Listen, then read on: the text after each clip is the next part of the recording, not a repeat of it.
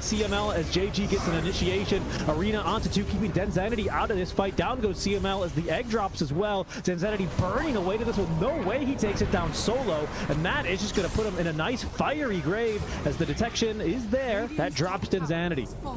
And looking for more now as Neon on the chase. Want to find another, and they'll get Shanks. Yule sceptered up, set down by the spear, and killed off. Good positioning here for him. Blink Dagger ready to go on the counter initiation. He sees all of them. The Arena only catches the tiny, but it's more about the zoning now with the global silence. They're on to CML, and actually Ken this time he doesn't have a lot of support, so CML lives for now, but that second global silence on the reverberation putting him down as out comes the back wall combo onto 3, puts Castro in a pole position with the kisses chasing after him. That's a buyback now for CML onto the outpost, a long TP where he's already lost his off lane and his carry, so he's not going to complete the teleport as there's the Yule Scepter condemning Shanks to a slow and painful death. The tiny is no match. Dire's bottom tower is falling.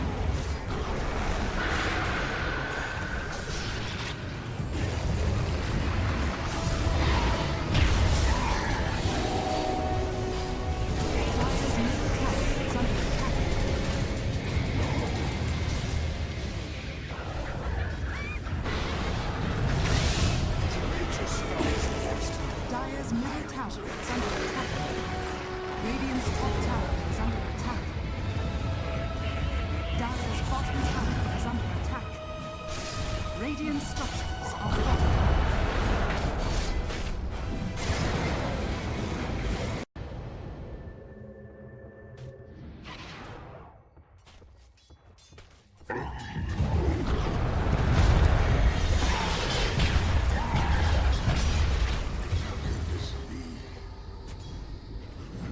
A tithe to the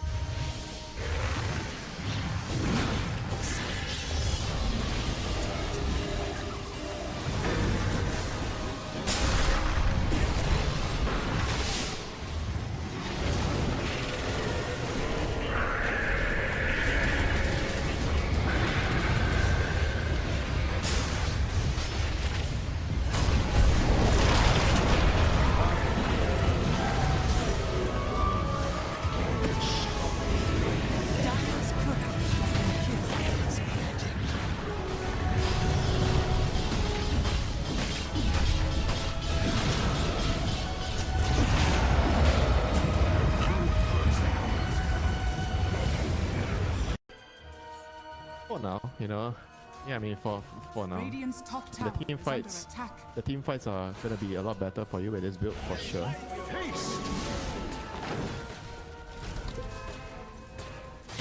Radiant's top tower is under attack.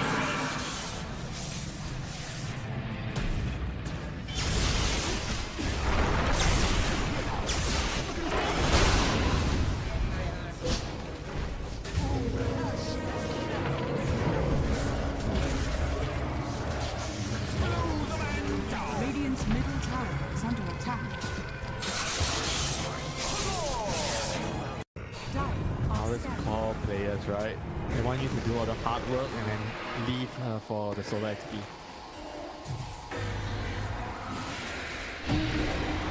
Oh, they got it! The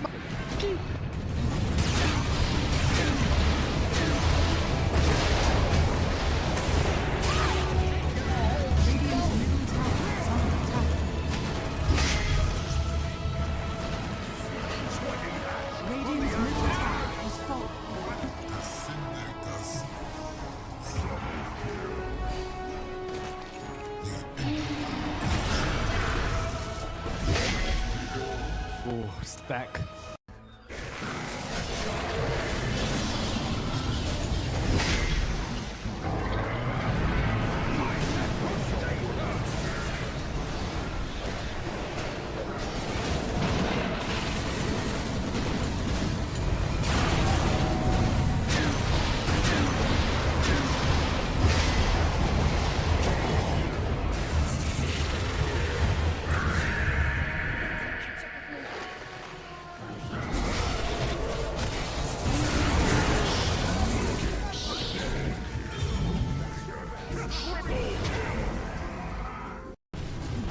Genual's already TP'd back to get prepared to defend, as they are going to find Tims here on the hood. Wing Tims trying to run his way up, but he is gone. So you do get the Aegis up, but here comes Gabby. BKB skewer back onto Say, though Say is okay with the Pavis being available. The hook shot off the mark from Say. Here comes Seal though. He's in with the arena. Say's going to survive a little bit longer. Now Shanuel's the one in trouble. Xiao is gone. So is Say. And it seems that so is Seal. There's now Gabby. He'll get a skewer out onto Emo by himself, but Emo's still alive. Jackie the one to jump in now. Moving on to Arvin. They'll take down the left track though. Emo is gone, but Arvin looking to drop as well. Does go down. Onto Natsumi now. Natsumi to drop. Gabby. What's happening? Gabby's been disrupted. Gabby is down. Natsumi trying to map fight Jackie. Jackie's going down a boot. But at least it gives the hero some sort of relevance. All right, here we go. Oh, big old zip. Once again, they just find CML as JG gets an initiation. Arena onto 2, keeping Denzanity out of this fight. Down goes CML as the egg drops as well. Denzanity burning away to this one. No way he takes it down solo. And that is just going to put him in a nice fiery grave as the detection is there. That drops Denzanity. And looking for more now as Neon on the chase. Want to find another, and they'll get Shanks. Dual sceptered up, set down by the spear, and killed off. Good positioning here for him. Blink Dagger ready to go on the counter initiation. He sees all of them. The arena only catches the tiny, but it's more about the zoning now with the global silence. They're on to CML, and actually Ken this time he doesn't have a lot of support, so CML lives for now, but that second global silence on the reverberation putting him down. As out comes the back wall combo onto 3, puts Castro in a poor position with the kisses chasing after him. That's a buyback now for CML onto the outpost. A long TP where he's already lost his offlane and his carry, so he's not going to complete the teleport, as there's the Yule Scepter condemning Shanks to a slow and painful death. The tiny is no match. Dire's bottom tower is falling.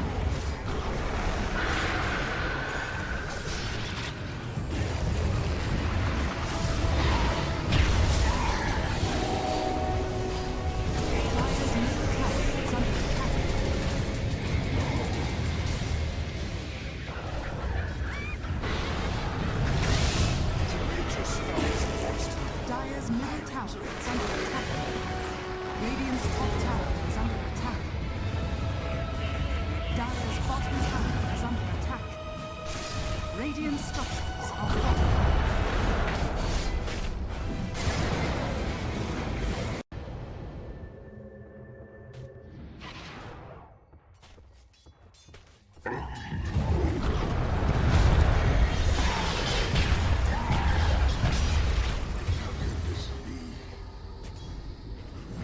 A tithe to the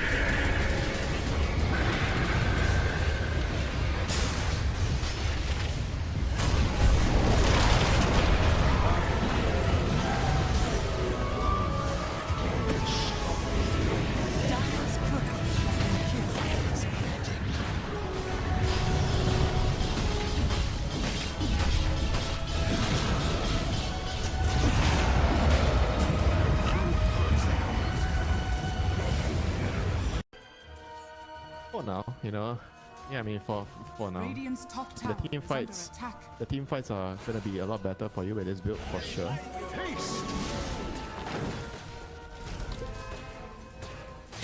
Radiant's top tower is under attack.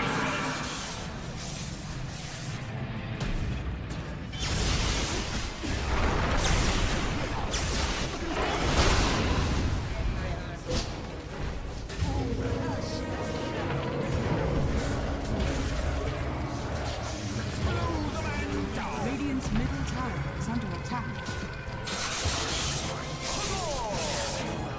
Dire are Always scanning. call players, right? They want you to do all the hard work and then leave for the solo XP.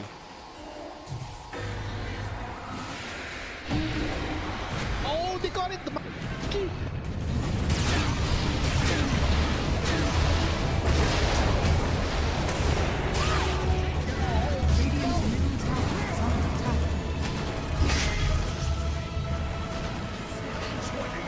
Radiant's middle tower has fallen.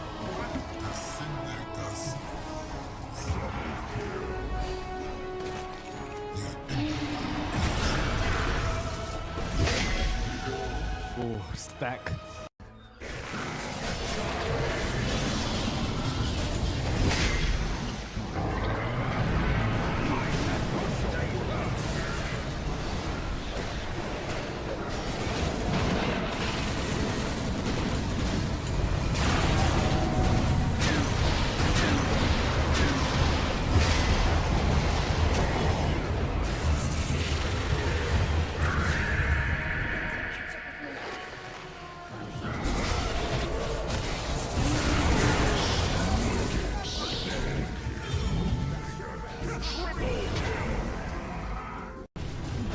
Genual's already TP'd back to get prepared to defend as they are going to find Tims here on the hood. Wing Tims trying to run his way up, but he is gone. So you do get the Aegis up, but here comes Gabby. BKB skew back onto Say, though Say is okay with the Pavis being available. The hook shot off the mark from Say. Here comes Seal though. He's in with the arena. Say's going to survive a little bit longer. Now Januel's the one in trouble. Xiao is gone. So is Say. And it seems that so is Seal. As now Gabby, he'll get a skew around onto Emo by himself, but Emo's still alive. Jackie the one to jump in now. Moving on to Ahmed. They'll take down the left track though. Emo is gone, but Ahmed looking to drop as well. Does go down. Onto Natsumi now. Natsumi to drop. Oh, Gabby. What's happening? Gabby's been disrupted. Gabby is down. Natsumi trying to man fight Jackie. Jackie's going down a boot. But at least it gives the hero some sort of relevance. All right, here we go. Oh, big old zip. Once again, they just find CML as JG gets an initiation. Arena onto 2, keeping Denzanity out of this fight. Down goes CML as the egg drops as well. Denzanity burning away to this one. No way he takes it down solo. And that is just going to put him in a nice fiery grave as the detection is there. That drops Denzanity. And looking for more now as Neon on the chase. Want to find another, and they'll get Shanks. Dual sceptered up, set down by the spear, and killed off. Good positioning here for him. Blink dagger, ready to go on the counter initiation. He sees all of them. The arena only catches the tiny, but it's more about the zoning now with the global silence. They're on to CML, and actually Ken this time he doesn't have a lot of support, so CML lives for now, but that second global silence on the reverberation putting him down. As out comes the back wall combo onto 3, puts Castro in a pole position with the kisses chasing after him. That's a buyback now for CML onto the outpost, a long TP where he's already lost his off lane and his carry, so he's not going to complete the teleport. As there's the Yule Scepter condemning Shanks to a slow and painful death. The tiny is no match. Dire's bottom tower is falling.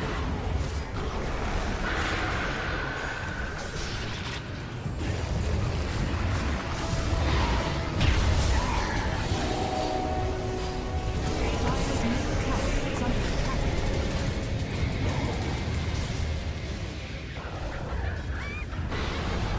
Dire teams back. Centaur, LC, Axe, all pretty top tier picks. So, pretty stable options to ban out. I do like the DK being taken care of with all of his choices and facets. With it is a ban. It's funny, again, you know, you mentioned it yesterday, Mike, where, we're on a new patch and DK is still a top tier hero. The more things change, the more they stay the same, Mike. Radiant team ban.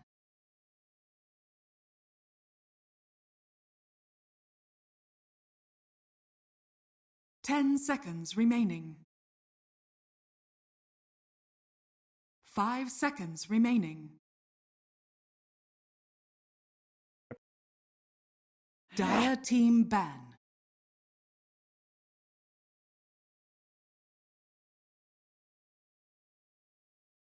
Ten seconds remaining. 5 seconds remaining. That it is. You do have the option to let the Zeus slide through for Neon. It doesn't feel like he has any bad lane matchups.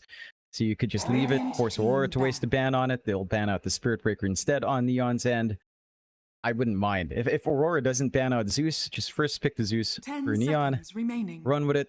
You know, it's, again, we've seen, like, any 5 matchup against that Zeus just remaining. does not feel good. It really doesn't. I think Ken would have a great team time. ban. It's so easy. It's so easy. 10 seconds Dude, remaining. The sad thing is, I will attest to this fact, 5 it was already seconds easy in the remaining. last patch. It's even easier now with static field. Yeah, the live wire. It's too much. It's way too much.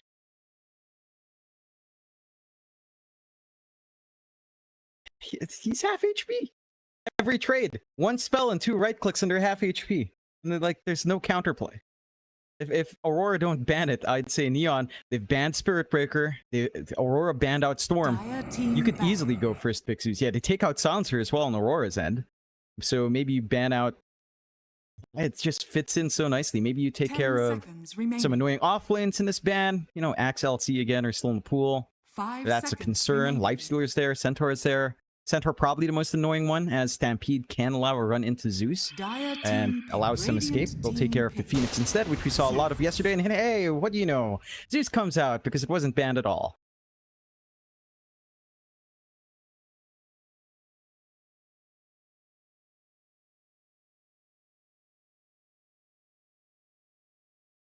Mm. 10 seconds remaining. 5 It seconds does. remaining. I feel like if you're looking at supports, feels like we haven't seen that much Nyx support come back in, but I feel like that hero can do a lot against the Zeus, right?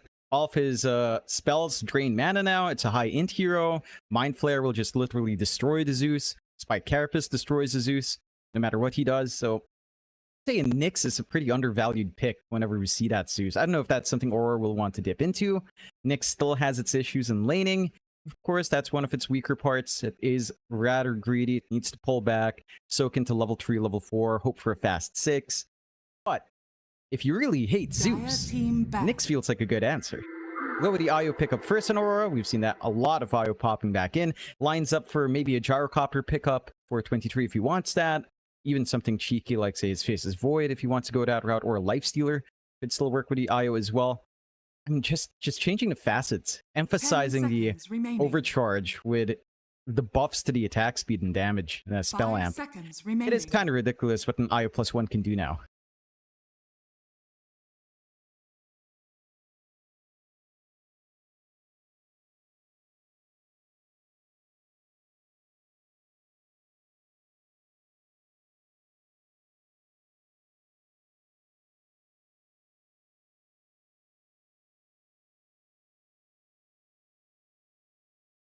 Dire team ban.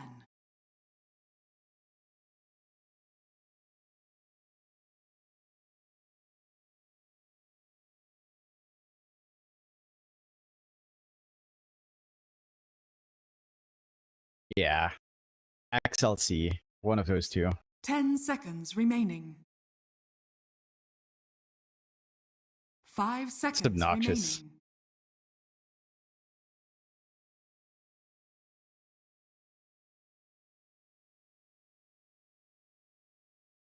That's true. Yeah, it puts you in an awkward position for sure. You'd have to be in the arena with your carry, which is not all, it's not where you want to be as an IO. But yeah, the Zeus just feels, like Mars gives you a lot, but Zeus just kills everyone. So I can understand why Neon prioritize it. Radiant team ban.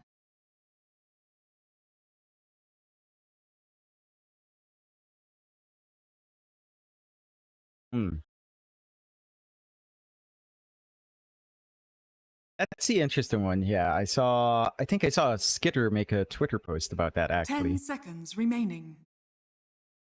Squid. 5 seconds remaining. Radiant team pick. Yeah. I don't know. Like, I don't know if there's a rule. That's the one thing. I don't know if there's a rule. I think I know it's one of those gray areas where 10 there's no seconds ruling remaining. against it, but there's no ruling for it either. So I wouldn't know. I think 5 seconds remaining. maybe it's best to look at games like CS where it's a lot more important to have that knowledge.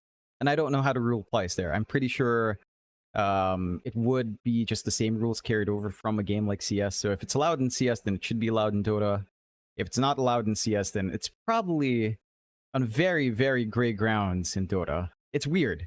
It's weird. Like, all right, so if you can look at your neighbor next to you, it's fine. What if someone stood up to walk to someone's monitor to look? That sounds like it shouldn't be allowed, right? Like,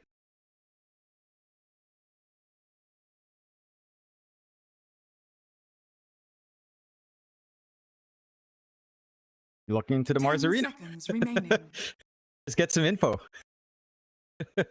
5 seconds remaining.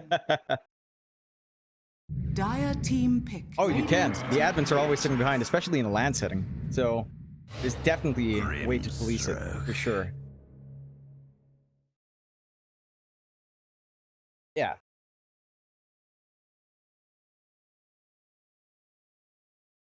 Something like that, probably not. I don't know. Like, 10 seconds. it's an interesting remaining. thought, but it's not applicable at this moment, at least. So 5 seconds you know, remaining. we don't need to worry about that. What we do have to worry about is the Centaur coming out for Neon, which, again, I figured would be one way to kind of try to chase down the Zeus despite his heavenly jump. Neon get to pick it up. Aurora prioritizes the Dark Willow with the Brambles and the Spell Amp it gives. Is pretty obnoxious. You have some good amount of hold coming out in Aurora. We know Q loves his Dark Willow. He can scale into the late game if it drags longer than, say, 50 minutes. He knows what to do with the Ags build up. So I do like seeing this from Aurora. It does feel like they need much more control in the offlane. You're not getting enough with Io Dark Willow. We'll go to Razor, pick up on Aurora's end, and Razor has felt pretty interesting. Both of his facets are interesting to say the least. Not sure if his Spell Amp facet actually works properly with Eye of the Storm, because the Dynamo should be providing Spell Amp every 20 points of attack damage, but whenever I mouse over my Eye of the Storm when I was trying this, it did not show the proper amplification for Eye of the Storm in particular. So I'm not sure if it's just a tooltip bug or an overall, like, it doesn't synergize that well, which sounds really dumb. Thunderhead is a really good as well. And in the safe lane with an IO, you have a lot of chase down potential here for the Razor into a melee matchup on the Centaur. Not going to be that comfy for Neon.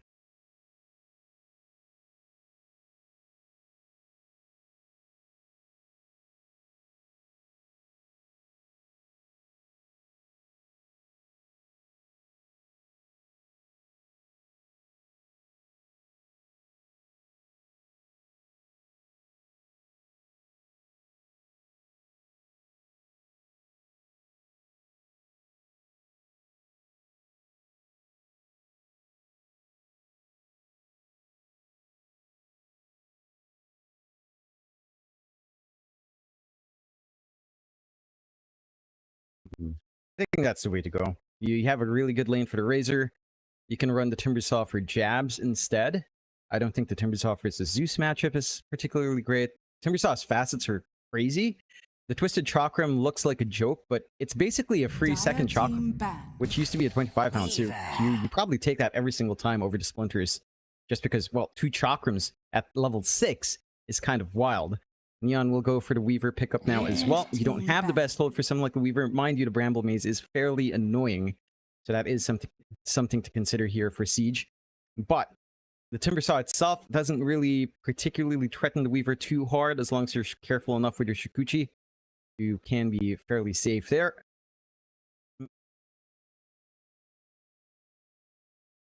Centaur, because both do feel like fairly viable targets to play aggressive with. Maybe Centaur is a little bit more straightforward for the Grimstroke, but either one kind of works out here. There are still a lot of options in the offlane or the side of, well, both sides have their offlanes, but it is rather interesting that we actually get into a match with LC and Axe left unbanned and not really fitting into either draft, so neither one will be able to pick it up unless Neon does something funky like his Support Weaver, then maybe we get a last pick Core. Not sure if that's really the way you want to go. A Weaver Centaur lane doesn't sound particularly impressive. Maybe a Weaver 5 could work for Castaway, but I don't think they're going too left field here on Neon. Dire team ban.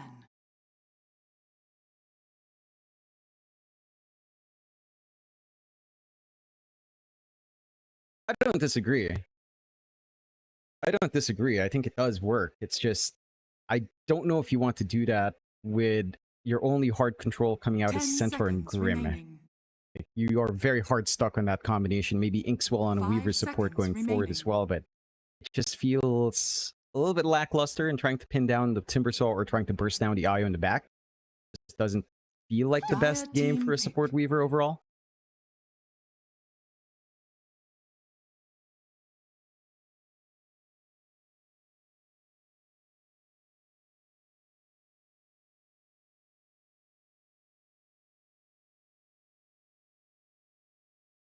Ten seconds remaining. 5 seconds remaining.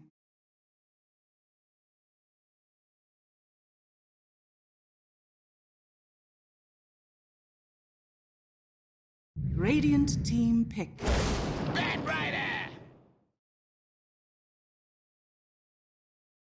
Yeah, should just go to Bombi. So you end up with a center Bat Rider lane instead. You end up with a Grimstroke Weaver coming out here. You have some good single target control, responsibility to initiate split between Bat Rider and Centaur. You have that great synergy with Stampede Lasso back. So you're feeling pretty good here on Neon and trying to find a backline, especially that IO. Should be relatively easy to pin down and kill off without risking too much here for the side of Neon. I like this. It covers all their bases well. They've got some good early aggression lined up at early level 6s. Just Stampede and Turner God's Wrath could be enough to secure you a couple of kills on these supports and get the rundown. I think the one thing for Aurora is Timbersaw is a very good answer, of course, for Centaur. It can be durable enough to deal with Zeus with at least the Eternal Shroud. You can feel stable enough to try to run him down as well and threaten. And they'll go with the LC on Aurora's end, so it looks like we are getting something like the mid Timbersaw coming out here for Lornoff, and he will. Timbersaw against Zeus lane, not the comfiest in until level 6. I think when Timbersaw can threaten with Chakram and try to go on top of the Zeus, it can be pretty scary, especially again, you have the secondary Chakram with a twisted Chakram facet. It can feel nice. I think in level 1 to 3, maybe even level 4, it does not feel that great for the Timbersaw. Zeus, again, just the live wire will eat through your HP here in Lornoff. You can try to sustain. As long as he soaks up to 6 and gets decent CS, I think you're pretty happy in that lane matchup at least.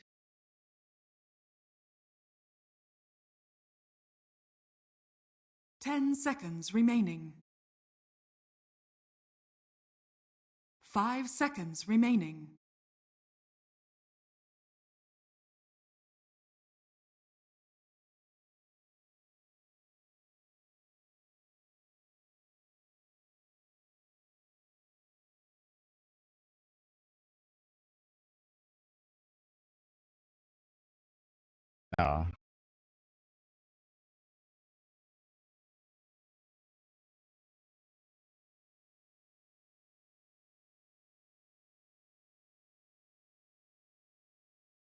It really does feel that way. I feel like they're going to have to ride off of the back of this LC, even try to drag an Ollie at some point.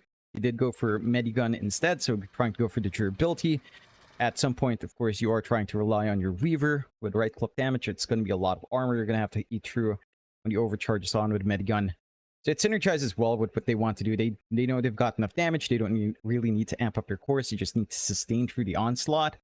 That is something all you can provide in spades with a Medigun here, on top of everything else. Overall in draft, I'd say I do like Aurora's draft a little bit more, but I wouldn't say Neon's too far off the mark. Again, it does feel like they've done their research. They've had a great showing yesterday in their own matchups. A Grimstroke with the Inkstigate can be fairly annoying. Well, they've got some tools to play with. It just feels like the approach for Aurora is relatively easier. And again, you're just running IO, Razor. You have a lot of chase down. You have a lot of ways of getting on top of the Zeus. Even though, again, the laning doesn't feel like the best for Lornoff, but past laning, you have a lot of good options. It forces the Zeus to consider something like maybe even a BKB just to bail out and not get nuked down by a Timbersaw jumping in, which isn't ideal for a core Zeus.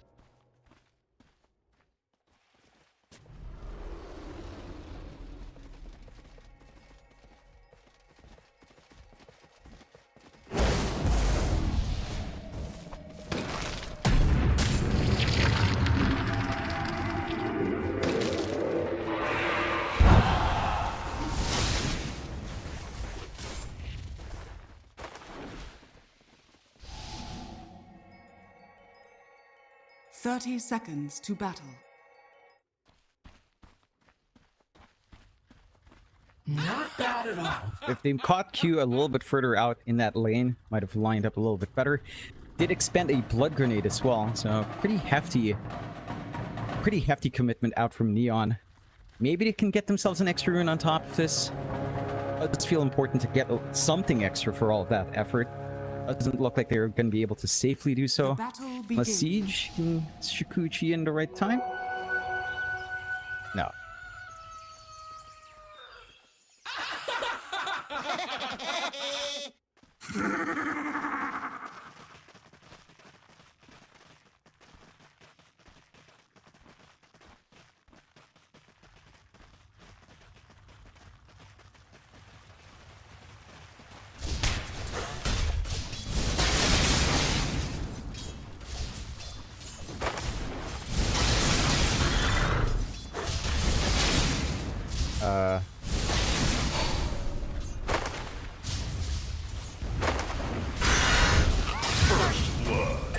Radiant's middle tower is under attack.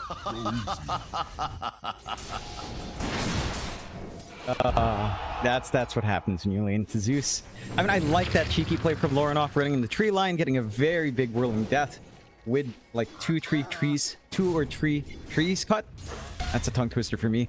It does work out nicely to get the counter, but trying to sustain this lane is tough. You can whirling death back for sure, but you still lose out in these trades. Zeus does not care.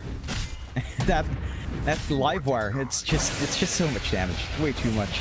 And again, the first 3 levels are not going to be the compass for Lorenoff, so he's going to have to hold out as best as he can, try to soak into 6. Still, looking at the other lanes, you've got Ollie on the Io, 23 on his Razor, up against Bombi on the Bat Rider, and JG on the Centaur. Again, very straightforward lane for Savage. Great static lane, blink lane, and great use of class and field up against the Centaur. Really easy to land some nice pot shots, and very hard to shove Savage away.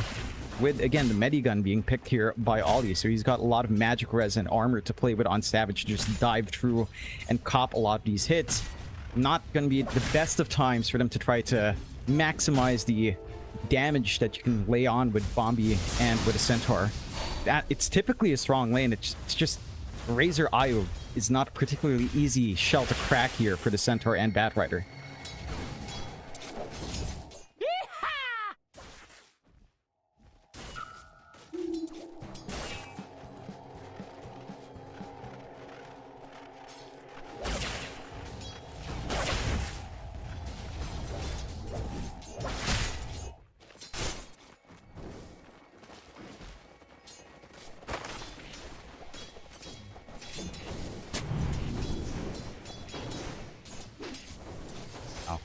Already having a bit of a better time in comparison to Siege's farm. It's a little bit hard for you to play with Shukuchi in, because you just cast overwhelming odds. You're going to get caught, you're going to cop some damage, give a little bit of durability to jabs.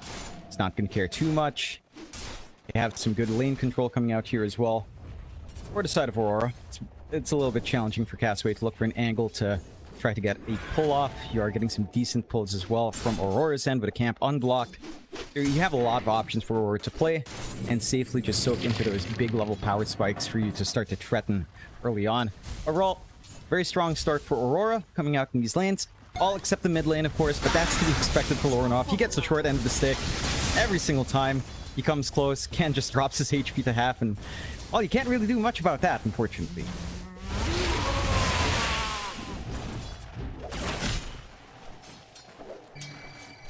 Level 3. Jeez. Radiant's middle tower is under attack.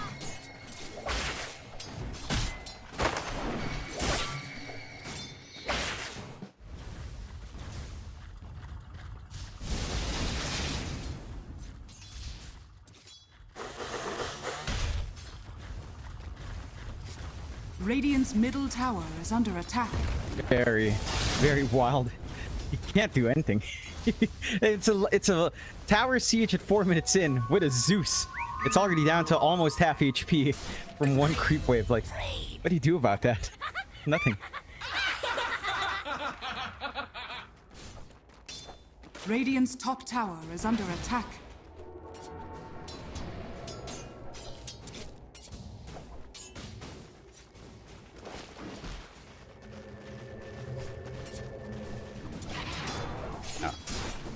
take some time. And just put himself in for a creep wave.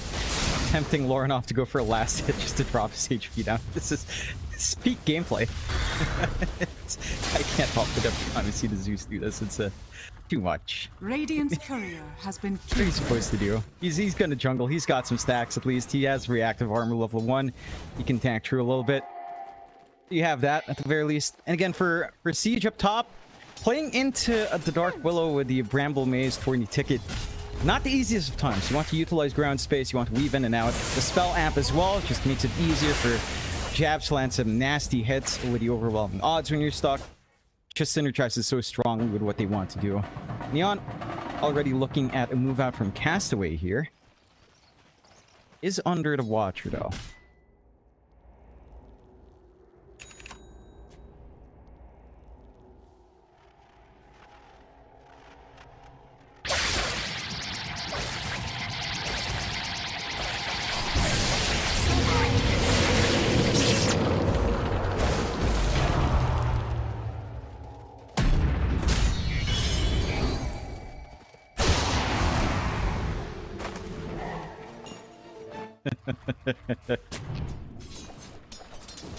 Radiant structures are fortified.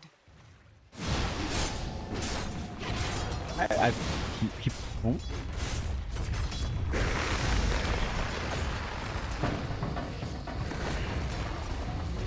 Bounty.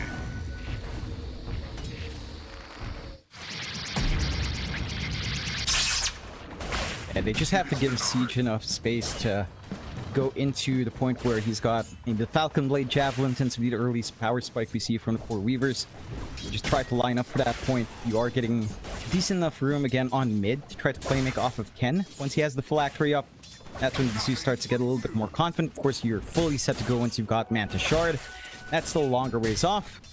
I think the one thing for Aurora is, again, you're getting a lot out of your lane from 23. You're getting a decent amount done from jabs as well. You hit this blink timing on jabs, it can start to be obnoxious, especially with Ollie to back him up to ensure that these duels are always won. You have a quick Southeast Asian pause. Mouse issues coming out for Neon. Tends to happen.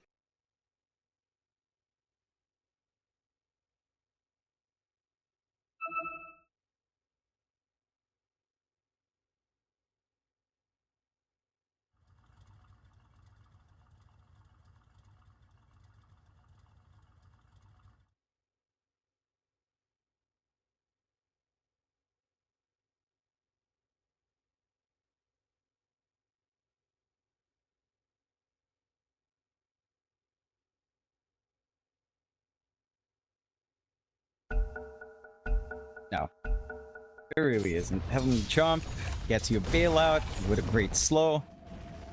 It's hard. I mean, again, Timbersock theoretically can with the level 6 up now on Lorinov. It's just, can he withstand the damage of Ken while he's trying to jump him? Probably not unless you've gotten some... Unless you have some assistance. That's where the rotations should kick in for Aurora. But doesn't feel safe until you at least have this Eternal Shroud lined up for Lorinov. And again, it's still a ways off. Even the Cloak would help massively, but it needs a little bit more time until either of those are up. We'll just have to deal with... Or just have to allow Ken to do what he wants here, as you tend to do on the Zeus. Again, he's just solo sieging mid. It's less than half HP. Just with the creep waves. Just because Lorinov can't do anything. It's a fun time. Zeus.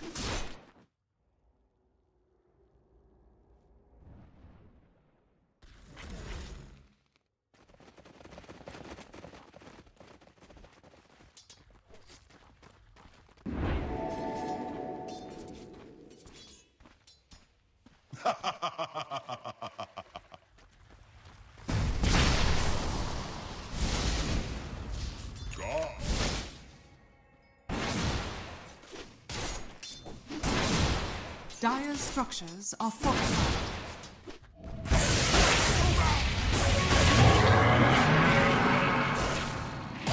Radiant's bottom tower is under attack.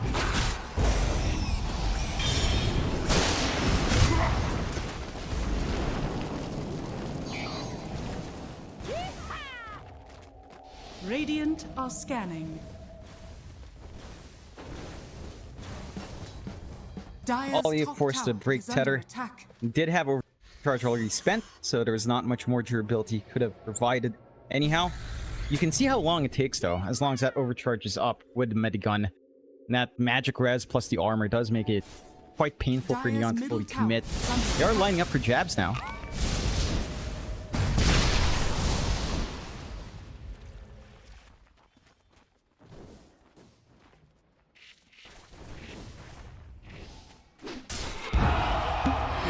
Even I like a good bobble.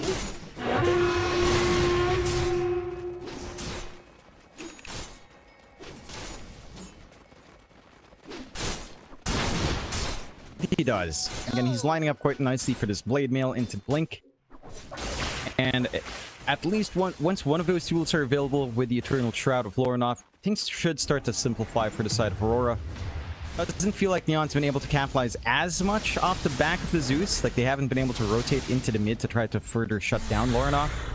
So there has been some room to recover. Like, Lorinov is... All the Aurora cores are actually above Siege and GG in terms of farm. The Neon cores does feel like everything's just pouring out on Ken. The side lanes have suffered a fair bit of damage here. Although...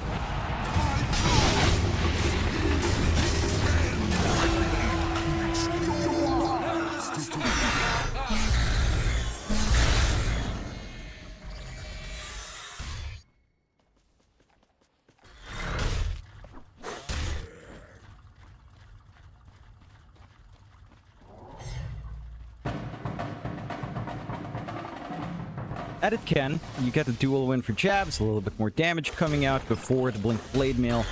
It's a great opportunistic kill to come out for Aurora. And he has triangle priority, he has all of this farm lined up for himself. That does give a little bit of breathing room to Neon, especially for Siege, to just farm up top. So the Weaver is starting to hit that point. You've got the early Javelin up, there is some damage coming out from the Weaver now. We have seen him willing to rotate. But I like this target identification on Neon, just constantly bullying out the Razor before any of his big items come out. They're going to go again down bot with a smoke and an amp damage rune on Ken. He's got the full phylactery up. This is going to hurt quite a fair bit. Aurora is not ready.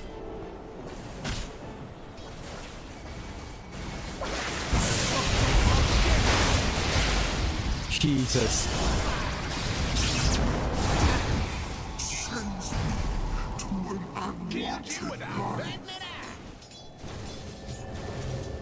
Radiant's bottom tower is under attack. Yes, I am. Dire's middle tower is under attack. Radiant structures are fortified. Radiant's bottom tower is under attack. And it is. Again, you've got solutions. Like, you keep saying the LC's there. This Eternal Shroud build-up for Lorinov should allow him to go on top, play with a Twisted Chakram, get double Chakrams running onto the Zeus, lots of damage to pump out. Until those points, though, Ken is just going to be running around doing what Ken wants. And he's basically the living embodiment of Barbie Ken. Doing what he wants, going around, being the boss.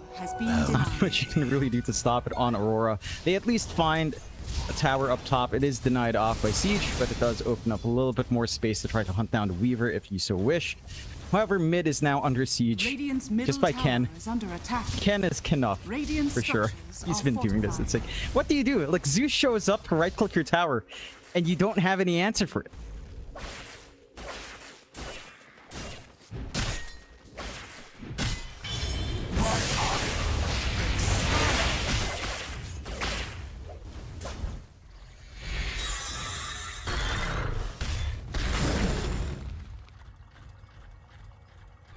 Invisibility. Radiant's middle tower is under attack.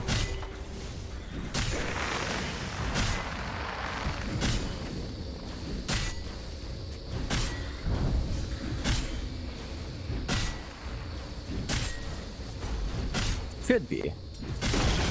If they can target down Ken. And Ken, again, has to watch his positioning at some point. They have some good early wards already set up as well. They get the jump on this Zeus while he's farming jungle. Could go for some relocate plays with the IO. Or again, just wait out for this blink. But they've got some good launching points on the side of Aurora to start to play around this potential spike coming in. And for Aurora, again, they're not that far behind. Farm distribution's rather even across all the cores except for Ken. He's the golden goose they want to go for, and they are smoked up with jabs.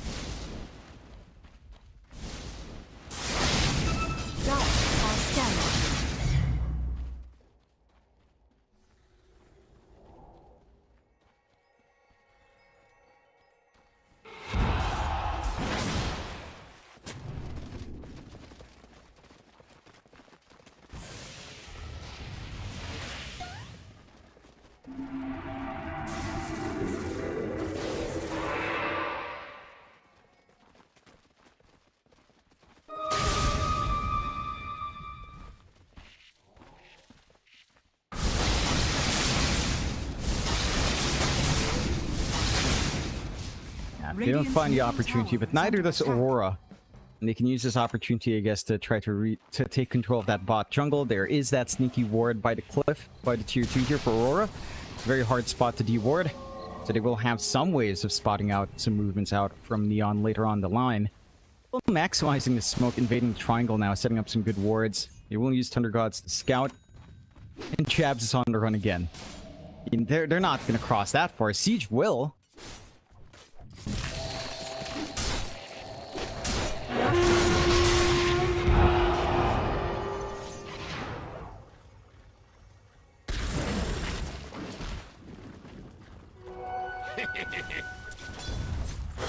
I could do with more of that.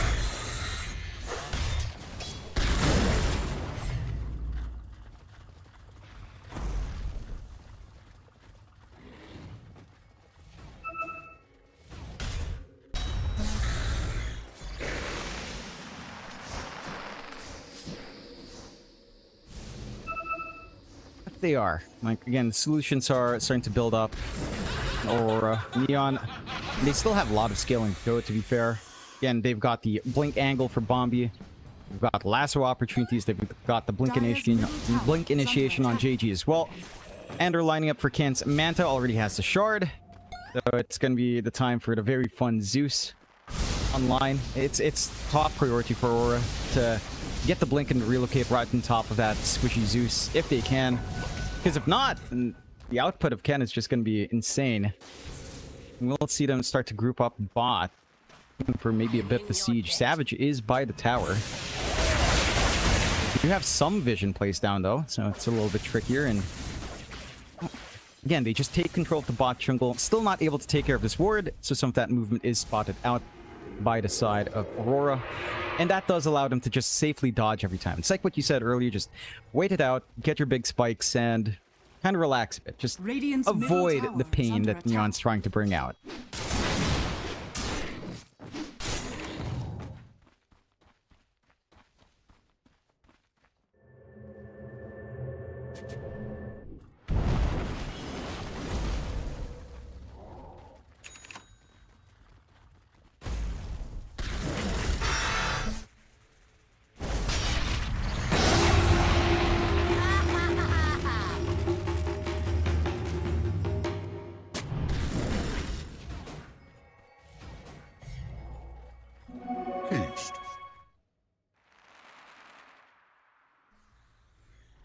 What is that? No. And it's a little bit greedy of Bomb to just stick around. I don't think he had vision down below to spot out the Timbersaw fully. It was nighttime. He couldn't quite see, but did have the blink opportunity out. Unfortunately, does get damaged beforehand. So some good punishment out from Aurora. Not quite the big target, but again, you've got the tools on hand now to start to play around jabs. There are some cheeky relocate plays you can do if they did have forward vision. That forward vision they had by the camp on tier 1 mid. Dire side is gone. So some snipe attempts aren't going to be as easy or as carefree right now for the side of Aurora. Neon still maintaining that 2k lead, but it hasn't been growing. Again, farm distribution's been very even across the board outside of Ken. His Manta style just about 460 gold away. And Neon will try again with another smoke out.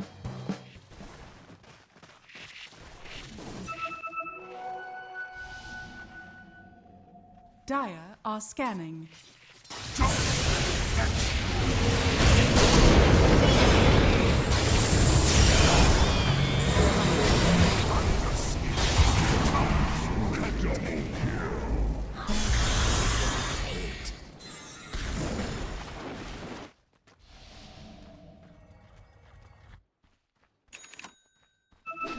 Another big kill for Neon to find. 4 to 8. They've got the Manta style up now on Ken. He can start to split push as well while they're trying to play elsewhere. Starting to shove in that bot to tier 2. Just a bit confident from Savage. They are still ready to defend this though.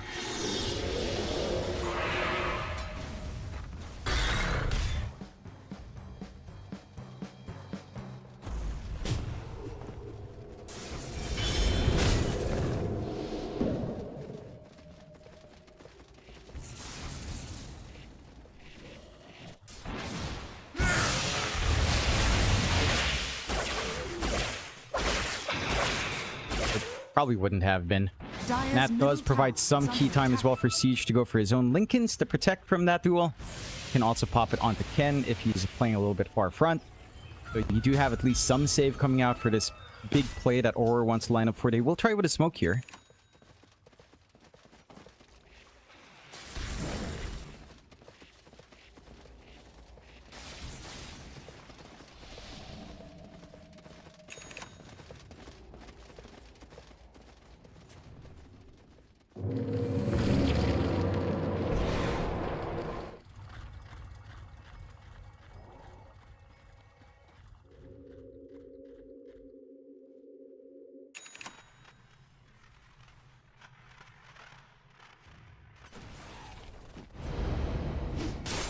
The circle of death.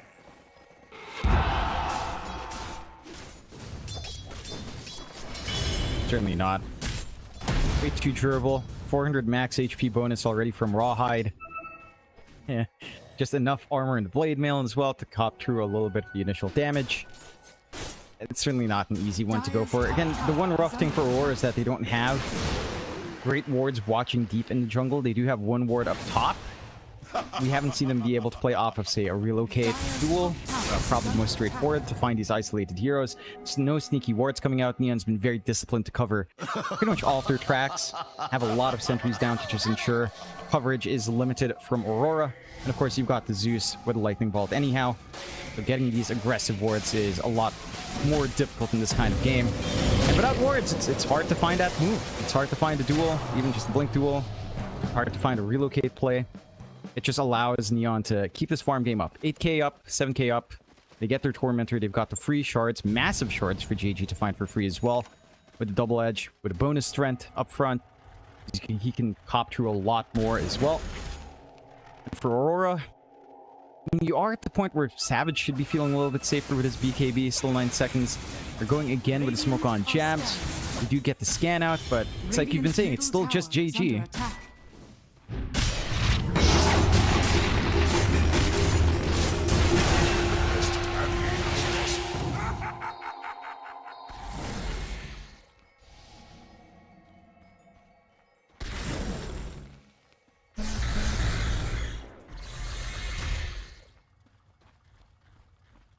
It is ramping up.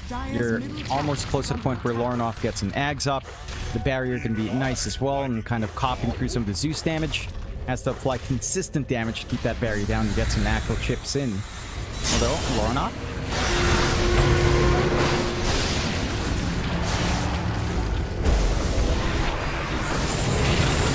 Oh god.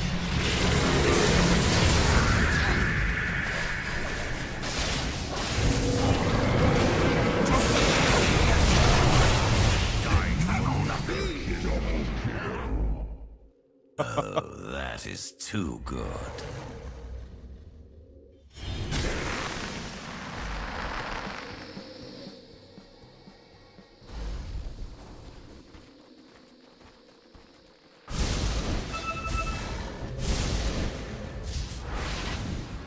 Yeah, it's a tough time. I mean, you were saying stuff like, you know, Ken's gonna have to play more defensive. He was running in as well as the Zeus. No cares in the world. He wasn't scared of dying at all.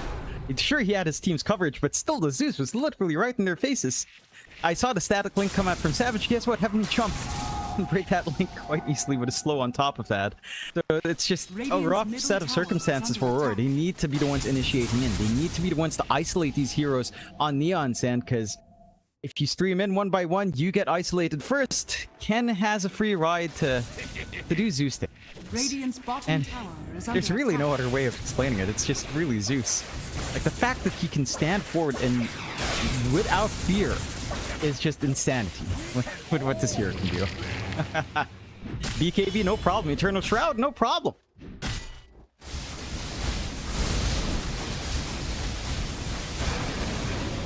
Radiant's bottom tower is under attack.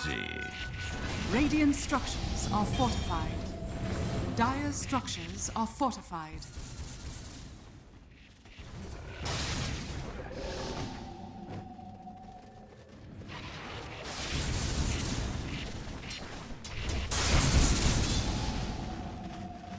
Dire are scanning.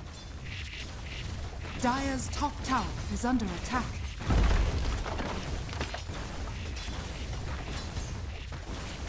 Radiant's bottom tower is under attack. Radiant's bottom tower has fallen.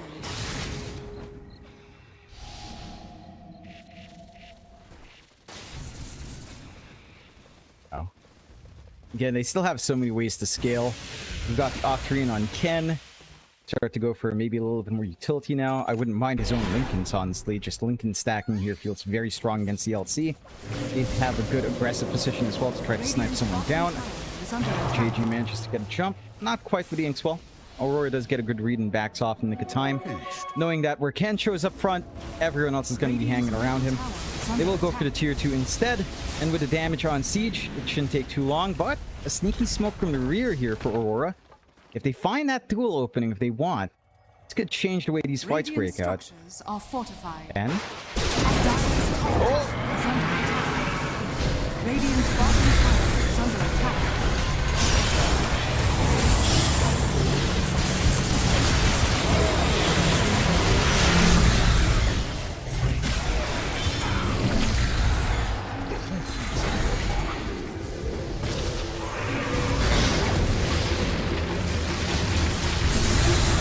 He's dying.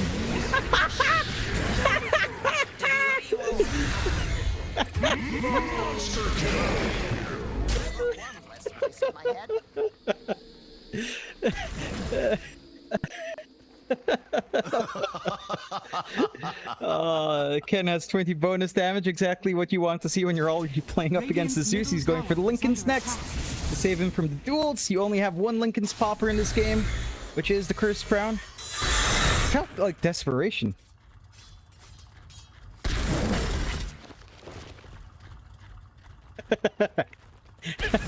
Radiant's middle tower is under attack. Radiant's middle tower. I do not know.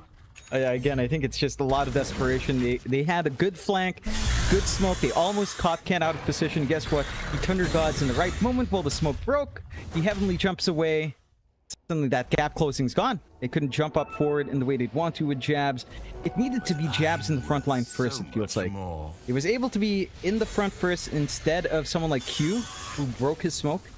You might have, again, been able to land that duel onto Zeus, isolate him away, clean up everyone else after the fact, and work that team fight. Instead, it's Neon that manages to isolate you guys one by one. Great lasso up from Bombi to isolate out the supports. They cut off this mid-intersection they were fighting in, and Ken has the space to just right-click down. Into Roshan they go. They've got a lot of damage out with Siege, having the full Daedalus up. Not going to take too long for Roche to fall. Aurora. Again, it's hard to say it's draft. It's certainly fair to say that the mid lane for Lorinov was slower, but overall, I don't think that was ever going to be the case otherwise. Oh.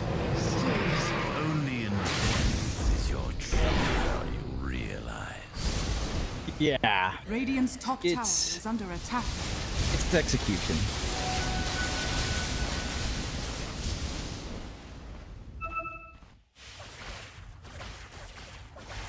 Radiant's top tower is under attack.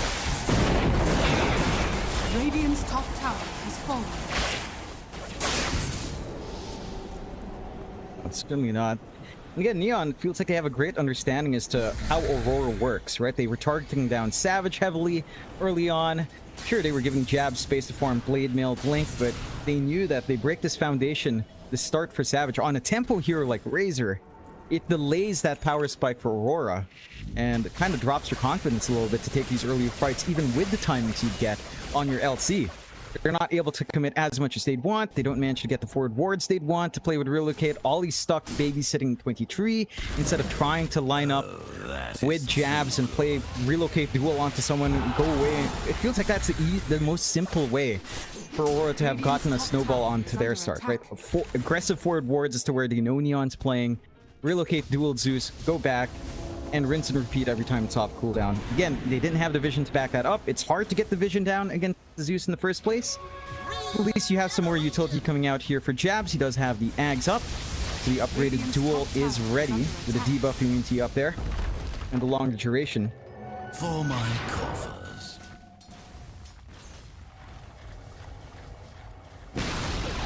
Radiant's top tower has fallen. Oh, this could be it. Oh, what? Huh? Woohoo!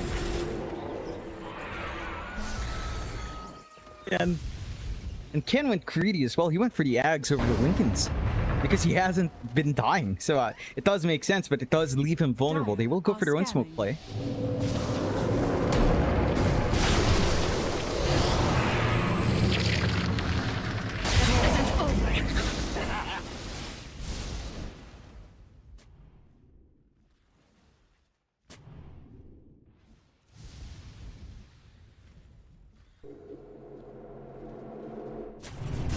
And they still have the Aegis up for 2.5 minutes or so they can still play around us with Siege taking point. He's playing really aggressive by himself. Dire's middle tower is under attack. Oh no. Yep. And escape once more.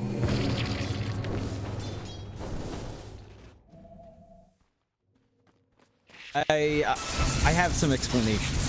Alright, this is endemic of Aurora / Talon when they used to be Talon. They do not play well when they are the first series lined up. 12 p.m. is not real gamer hours for Aurora. This has happened to them in their qualifiers as well. Every single time they're the first match, it does not go well. So, that could be one reason why it's a little bit sloppy from Aurora. But all props to Neon. They've been playing hyper aggressive. They know the strengths of their lineup. They know what's strong in that Zeus. And well, you first pick Zeus if it's not banned. Simple as that.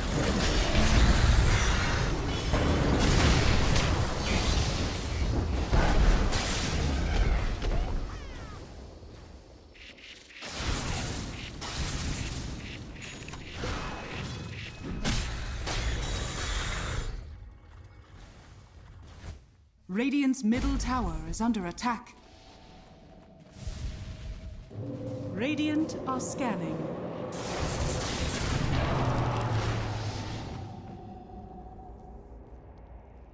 Yeah, it's a little bit shocking. They get a good scan out, but I don't know if they really want to play in this area right now. And the Ags from Jabs, haven't seen that Ags upgraded duel just yet. No easy targets, the only one Lincoln's break. He just presenting himself in the front line, knowing that he has the backup of the Lincolns. So going to be a refresh build-up for Ken as well. So double Nimbus, double Thunder God's Wrath.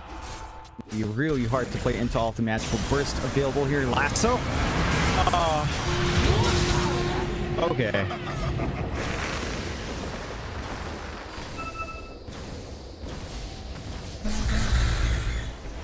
Radiant structures are fortified. Me neither, Mike. I do not know. It's maybe it's at this point you consider Lincolns as well for someone like Jabs. Just one value Lincolns to break Lasso.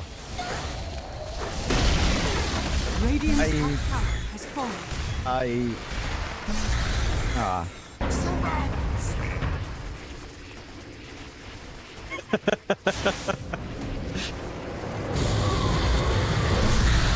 Radiant's top barracks has fallen.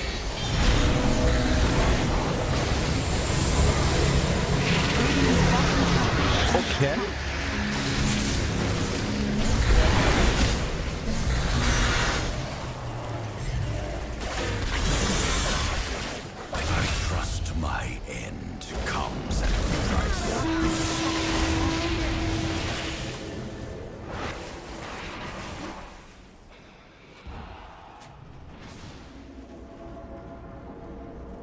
Yeah. Something you hold on to your range racks up top as well. I guess it could have been worse. And again, every kill counts when you're 19k behind at 34 minutes. So the kill onto Castaway is mildly impactful for you to find here on Aurora. You will take what you can get.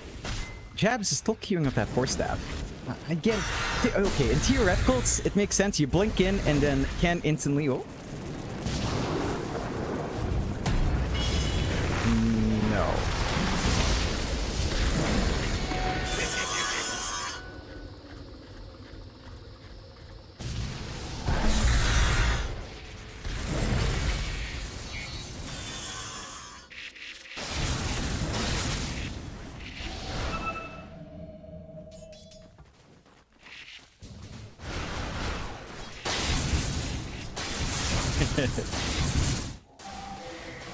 That you do.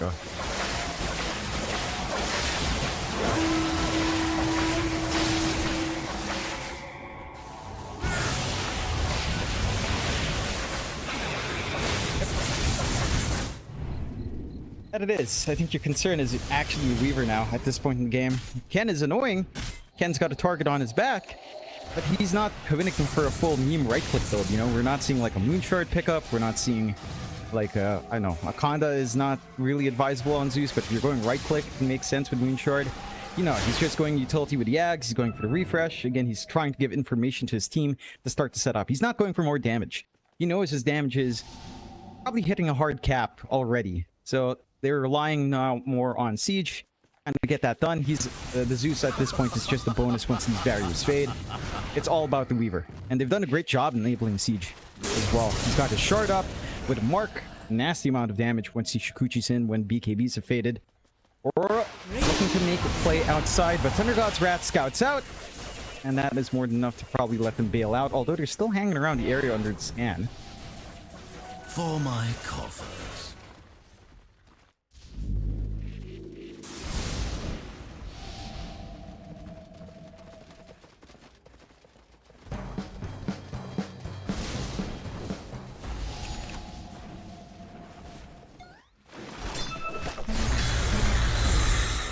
Radiant's top lane has fallen.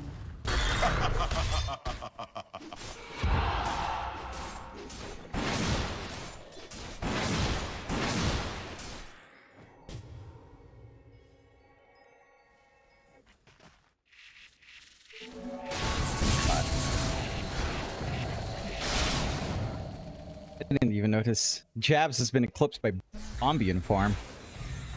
Batrider is basically a secondary core, going for the Wind Waker, has it up already, flying out into the Yags, double lasso. I mean, we didn't even mention all the 6 synergies they have, but a good Soulbind into lasso plus the Yags is going to be, what, potentially 4 heroes lassoed away on Aurora if you're not careful. If you're all heavily clumped up, that could easily happen. I think the big thing with Ag's Batrider here is catching out Razor plus Io or Io plus 1. It's going to be really easy as well. Again, you've got the full force staff and Jabs, which I will try defending here, Mike. You blink in and then Zeus heavily jumps away. You have a force staff to chase. That's the one thing I see. That's the only thing I see. Maybe try to reposition people out as well. Although, with Soulbind up, it doesn't feel like you can really do much for that. Radiant's bottom tower is under attack. Yeah.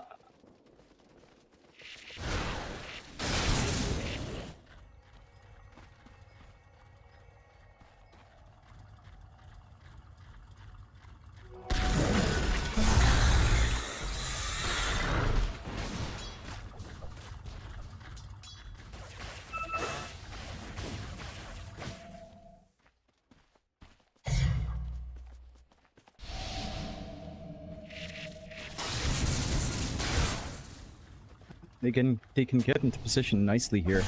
There's a Watcher to help cover for JG. And they do see Lornoff digging forward, so they know something's up. Both sides will be focusing on that Roche. The double Thunder God's Wrath, the double Nimbus is going to be a bit of an issue for Aurora in the middle of these fights, though. I don't know how you kind of deal with that. Especially once these BKBs do fade away. Dire are scanning.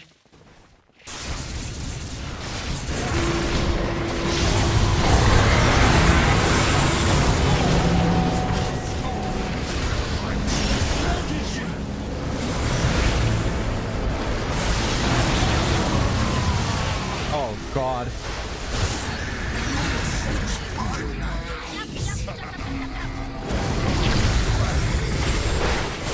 Let me hear the end of this. Really ejects.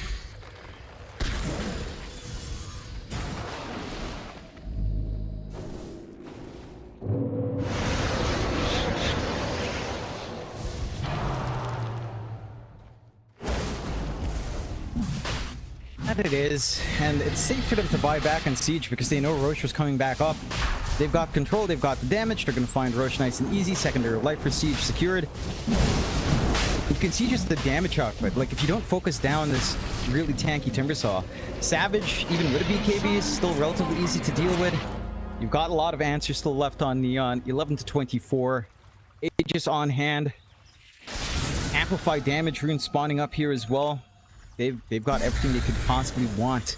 There's some defensive tools coming out in Aurora. A full Aeon disc up Q. He can try to bail himself out at the very least. Try to reposition and set up for some follow-up control. But it does feel like their backs are starting to get pushed against the wall here on Aurora. Mind you, if they can kill Siege twice over, that story changes. It's a huge opening for Aurora if they find that punishment onto Siege. I just don't know if they can do it.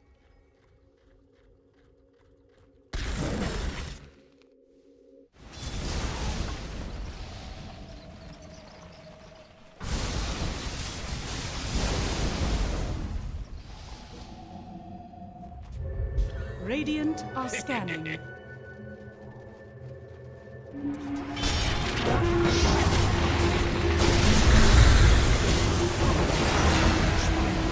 Radiant's middle tower is under attack.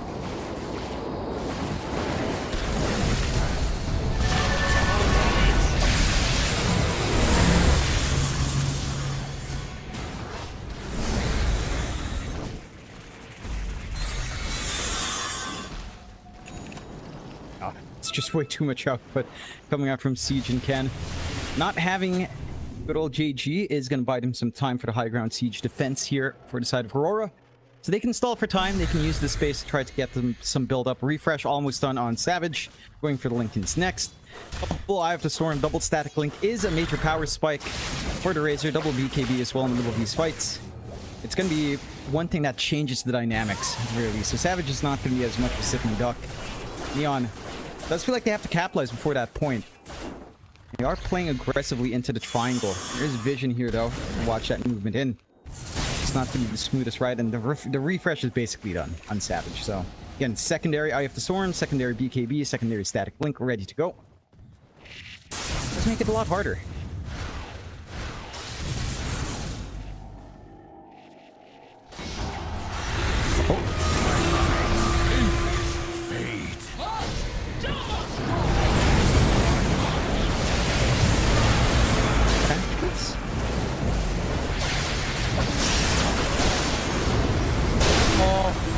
Savage!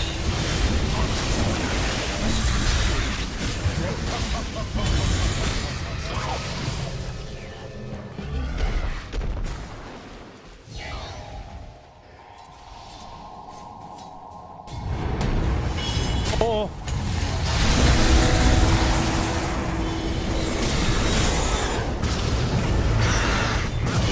The damage!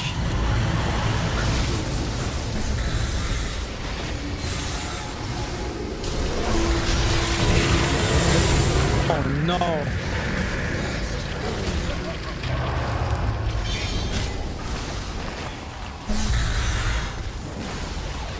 Radiant's middle tower has fallen.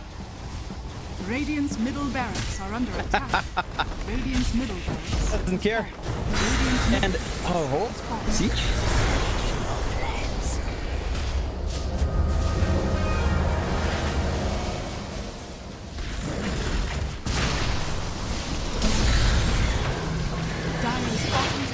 under attack. Oh, CAG!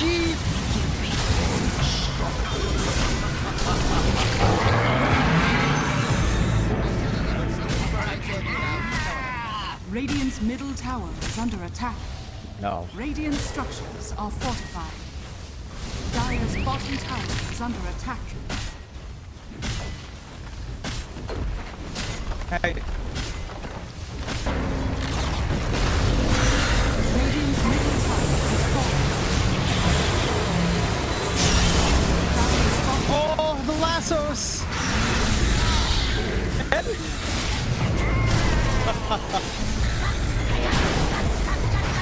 Know your Dire victory.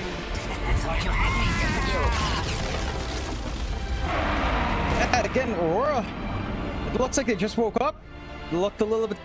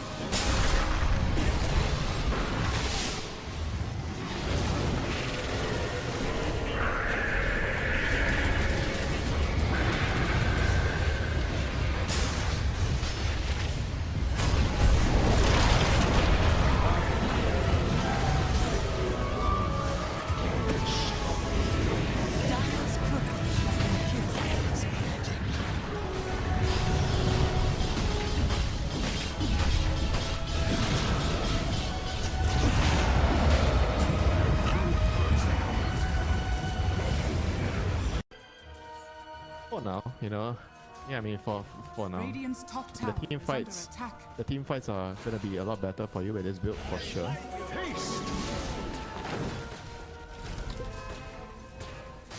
Radiant's top tower is under attack.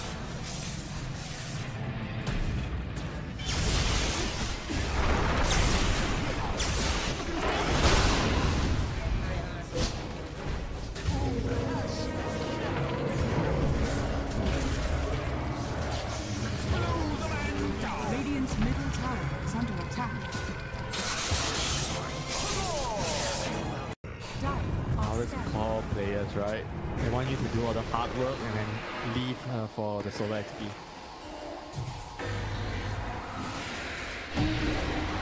Oh, they got it! The monkey!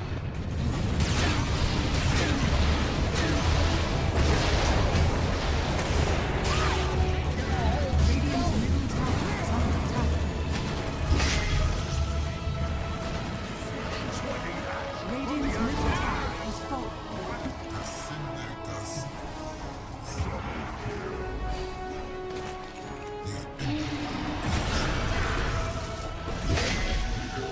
Oh, stack.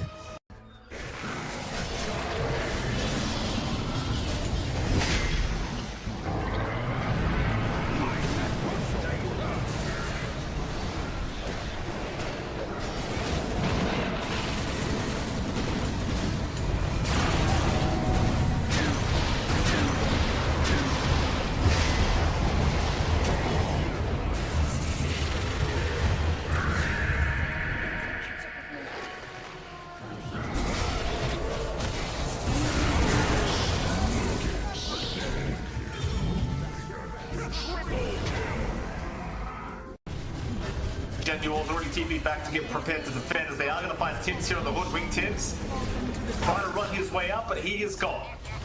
So you do get the Aegis up, but here comes Gabby. BKB skewer back onto Say, though Say is okay with the Pavis being available. The hook shot off the mark from Say. Here comes Zil though. He's in with the arena. Say's going to survive a little bit longer. Now Shan Yuel's the one in trouble. Xiao is gone. So is Say. And it seems that so is Zil. As now Gabby, he'll get a skewer out onto Emo by himself, but Emo's still alive. Jackie the one to jump in now. Moving on to Ahmed. They'll take down the left rack though. Emo is gone, but Ahmed looking to drop as well. Does go down. Onto Natsumi now. Natsumi to drop. Gabby. What's happening? Gabby's been disrupted. Gabby is down. Natsumi trying to man fight Jackie. Jackie's going down a boot. But at least it gives the hero some sort of relevance. All right, here we go. Oh, big old zip. Once again, they just find CML as JG gets an initiation. Arena onto 2, keeping Denzanity out of this fight. Down goes CML as the egg drops as well. Denzanity burning away to this one. No way he takes it down solo. And that is just going to put him in a nice fiery grave as the detection is there. That drops Denzanity. And looking for more now as Neon on the chase. Want to find another, and they'll get Shanks. Yule scepted up, set down by the spear, and killed off. Good positioning here for him. Blink Dagger ready to go on the counter initiation. He sees all of them. The arena only catches the tiny, but it's more about the zoning now with the global silence. They're on to CML, and actually Ken this time he doesn't have a lot of support, so CML lives for now, but that second global silence on the reverberation putting him down. As out comes the back wall combo onto 3, puts Castro in a pole position with the kisses chasing after him. That's a buyback now for CML. Onto the outpost, a long TP where he's already lost his offlane and his carry, so he's not going to complete the teleport as there's the Yule Scepter condemning Shanks to a slow and painful death. The tiny is no match. Dire's bottom tower is falling.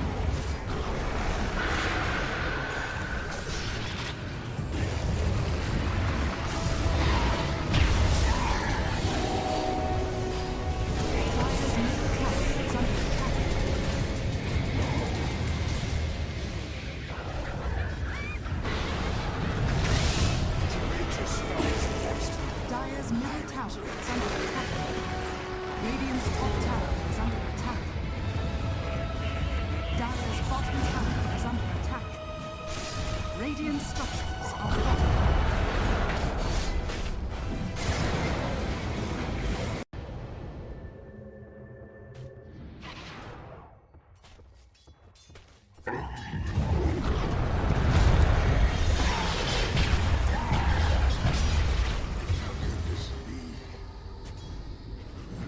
A tithe to the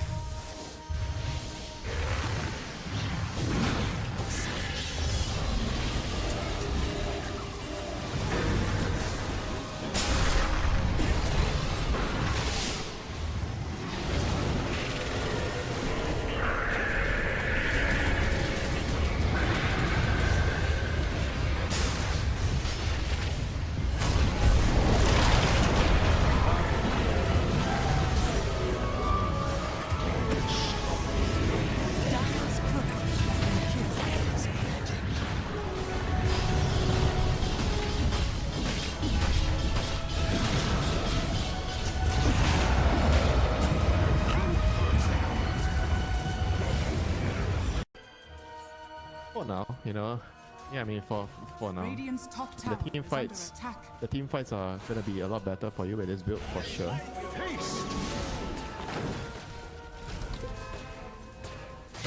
Radiant's top tower is under attack.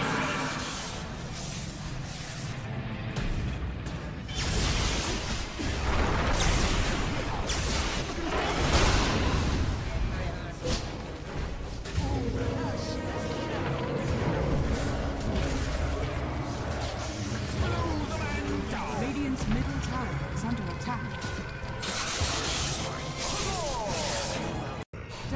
Always call players, right? They want you to do all the hard work and then leave for the solo XP.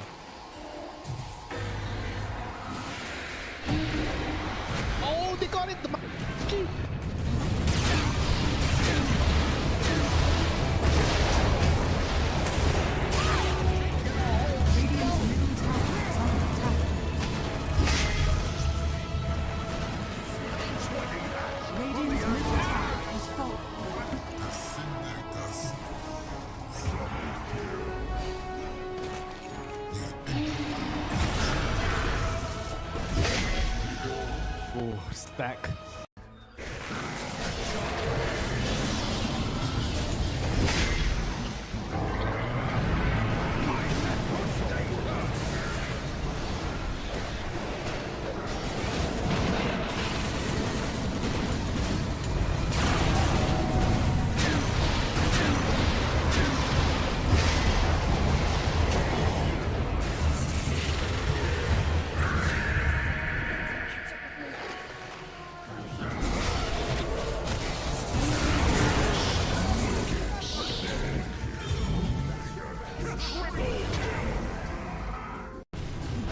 Gen Duel's already TP'd back to get prepared to defend as they are going to find Tims here on the hood. Wing Tims trying to run his way up, but he is gone. So you do get the Aegis up, but here comes Gabby. BKB skew back onto Say, though Say is okay with the Pavis being available. The hook shot off the mark from Say. Here comes Seal though. He's in with the arena. Say's going to survive a little bit longer. Now Shanuel's the one in trouble. Xiao is gone. So is Say. And it seems that so is Seal. As now Gabby, he'll get his skew around onto Emo by himself, but Emo's still alive. Jackie the one to jump in now. Moving on to Ahmed. They'll take down the left track though. Emo is gone, but Ahmed looking to drop as well. Does go down. Onto Natsumi now. Natsumi to drop. Oh, Gabby. What's happening? Gabby's been disrupted. Gabby is down. Natsumi trying to man fight Jackie. Jackie's going down a boot. But at least it gives the hero some sort of relevance. All right, here we go. Oh, big old zip. Once again, they just find CML as JG gets an initiation. Arena onto 2, keeping Denzanity out of this fight. Down goes CML as the egg drops as well. Denzanity burning away to this one. No way he takes it down solo. And that is just going to put him in a nice fiery grave as the detection is there. That drops Denzanity. And looking for more now as Neon on the chase. Want to find another, and they'll get Shanks. Fuel sceptered up, set down by the spear, and killed off. Good positioning here for him. Blink Dagger, ready to go on the counter initiation. He sees all of them. The arena only catches the tiny, but it's more about the zoning now with the global silence. They're on to CML, and actually Ken, this time he doesn't have a lot of support, so CML lives for now, but that second global silence on the reverberation, putting him down. As out comes the back wall combo onto 3, puts Castro in a pole position with the kisses chasing after him. That's a buyback now for CML. Onto the outpost, a long TP where he's already lost his offlane and his carry, so he's not going to complete the teleport, as there's the Yule Scepter condemning Shanks to a slow and painful death. The tiny is no match. Dire's bottom tower is falling.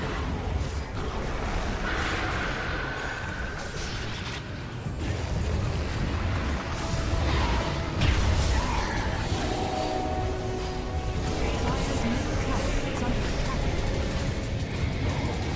And it has. It feels like both facets are just really good in Pudge. The added strength from Dismember is nice. The added damage on Meat Hook from Radiant's top tower. both factions are really good.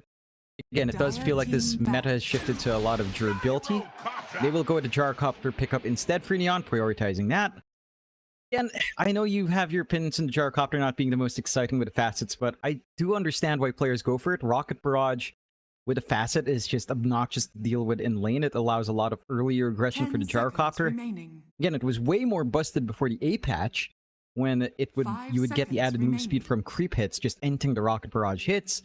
But it still is potent if you have a good laning partner that can run down. Heck, Neon could flex this into support. I think they are the kind of team that could do that if they wanted.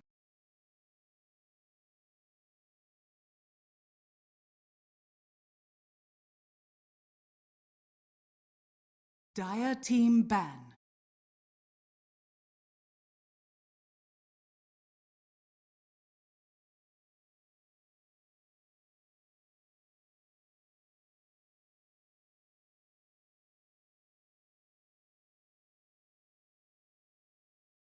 Ten seconds remaining. 5 seconds remaining.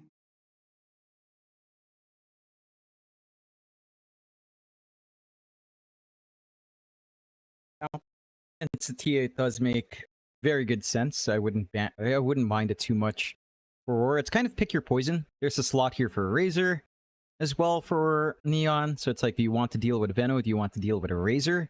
With a Gyrocopter running you down on top of that? They'll take care of Treant instead, so focusing on some safer castaway heroes. We've seen him, we've seen the Treant kind of pop back in. His facets are all pretty good. The tree sprouting in the middle of 4 Leech Seed is insane when trying to just get a chase down. Constant sustain it provides is kind of nutty. So I can understand why you take that away. Curious what Neon will want to ban out. There's still a lot of options. The offlane, do you want to take care of like the Jabs LC at this point? Is something that you can kind of think of blocking off at the moment. Maybe if some of the supports are worried. We've seen stuff like Ench be picked up, Hoodwink still there. There's the potential for Techies with all of his weird facets. Radiant team pick. Dire team pick. Ooh. Grimstroke.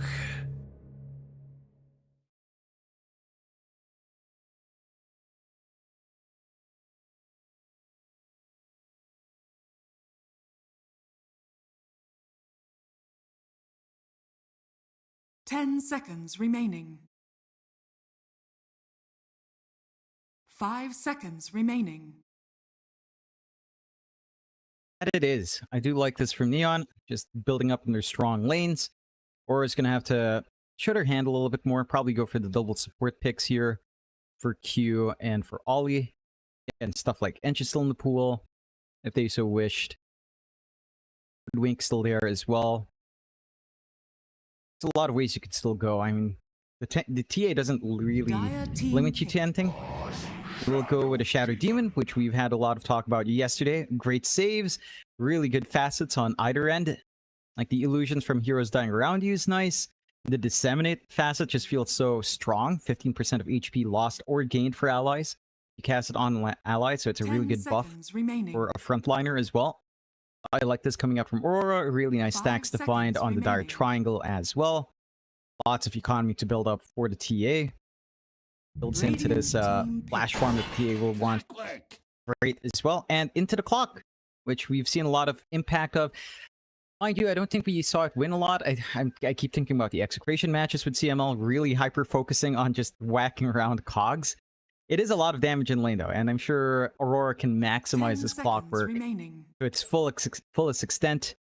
We've got some good backline jump. Again, really good saves, good isolation with Shadow Demon and Clockwork on hand now. They can make it fairly uncomfy for Neon in trying to take these fights.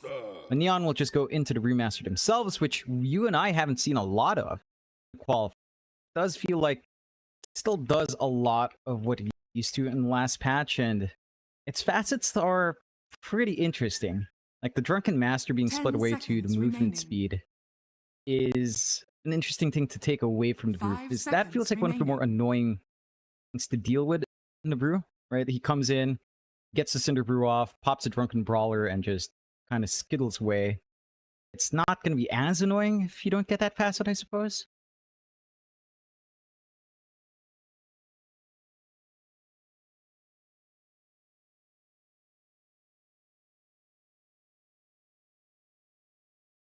Dire team pick. Dusk.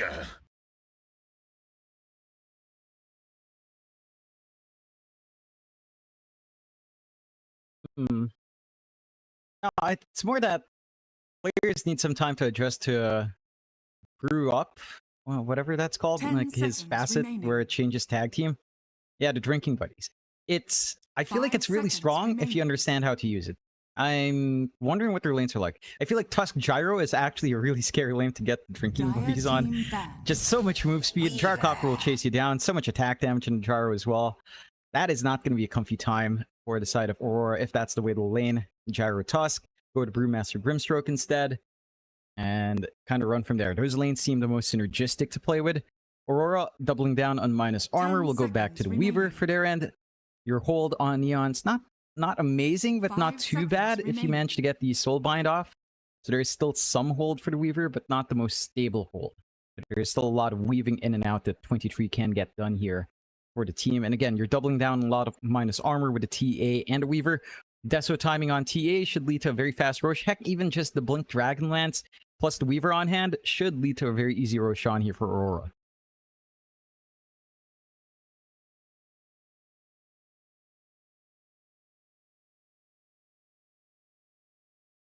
Radiant team ban.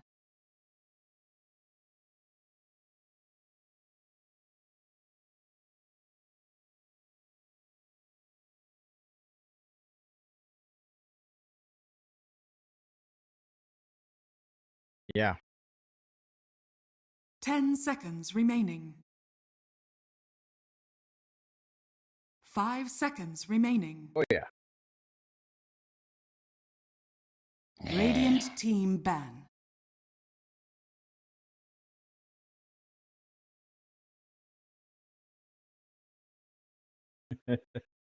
Yeah, again, it's an adjustment for Tusk players, but it is really strong, and I do want to see Neon maximize that. Again, drinking Buddy's Gyrocopter is a insane lane. The move speed, the damage bonus with a Rocket Barrage move speed as well. I believe that would stack up.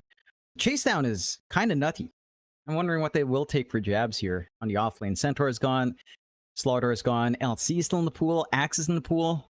If you wanted either one on Aurora's end, you do have first pick in this last phase, so they can kind of get away with one of those two. Ban the other one they won't be picking up. 5 seconds remaining. What other options are there? Those feel like the ones that really stand out. LC Axe. Maybe an Underlord pickup. It doesn't feel necessary here for the side of Aurora, but it does give them more AoE control. Plays off the cogs really nice. They'll ban the Tiny out, just in case, as it is a nuisance on mid, to be sure. One really nice way of dealing with TA. And just lowering the damage output of everyone as he gets focused with Craggy Exterior being back. Hell, it could have been so much worse if they placed the mini-stun back, you know? 10 seconds remaining. No mini-stun. Would have been funny. 5 seconds remaining. I remember the days when Craggy Exterior had that mini-stun. You're playing against a Wind Ranger, she just can't do anything. It's like, oh yeah, it feels so good. Look at you trying to kill someone. Oh, you can't. Oh, poor you. Oh, you're dead. This is a funny one.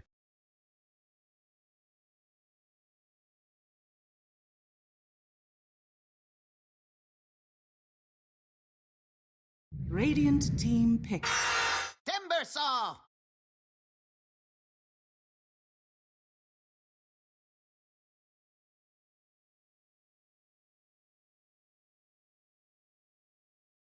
Hmm. 10 seconds Shrek, remaining. there's the Lena. Those options seem fairly remaining. stable. There's the quirky Bane pick, but I don't think Ken's going that crazy. Not yet.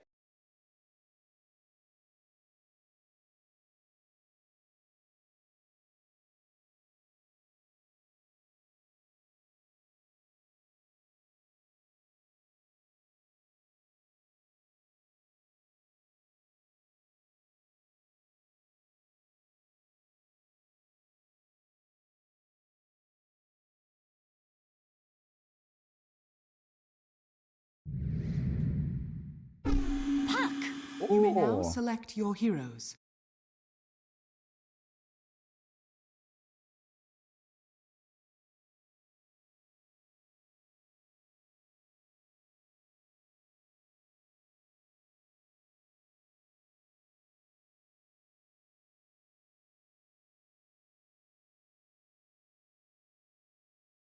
I think it's manageable. You have the Brewmaster to kind of try to burn through in the middle of the fights. You can kind of just tornado him up as well. Just kind of try to cut off Lorne off. Will have a lot of damage. Again, my one concern is all the physical burst on hand from Aurora with a Skitter Step and a Refractor. Like, it is a lot of damage from TA Weaver. But I do feel like you have the tools on Neon. It is a bit easier to play now for Aurora in comparison to their last game. Much easier jumps. Really good follow-up for jabs with having a Clockwork on hand. Really good area denial. Good saves on hand as well for the side of Aurora. And I will have to say, like, the Jostling Riff on Puck is pretty strong. Having the ability to choose whether to push people back or to hold them all together to kind of adjust your fights is really big for the Puck. So it's a lot of control. that I think people do underestimate a little bit, and could have a lot of impact in this match. The mid lane matchup for Lorinov should be fairly straightforward, though. I don't expect him to lose that lane. I think the first 2 levels might be a little bit more back and forth. By level 3, level 4, TA should take control. You have your camps to go back to as well to try to stack up in between waves. And you do have decent rune control here for Aurora as well, with a Shadow Demon Clockwork that can collapse. And mind you, same thing goes for Neon, but I am a little bit more concerned about Neon leaving those side lanes alone, like especially Siege. If you leave the Gyrocopter alone up against Timbersaw, it doesn't sound like the best of times. So you might be tied in a little bit more on Neon, and that should provide space for Lorinov to really control mid-rune advantage here.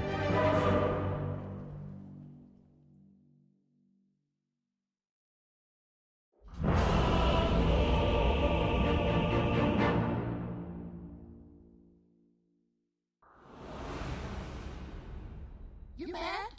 'Cause I am. Ha! Prepare for battle. Yeah! Bowie!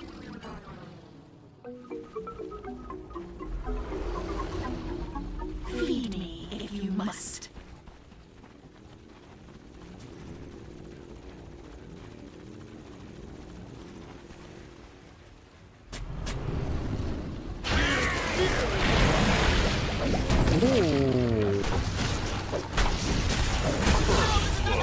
Oh my God! I'll drink to that.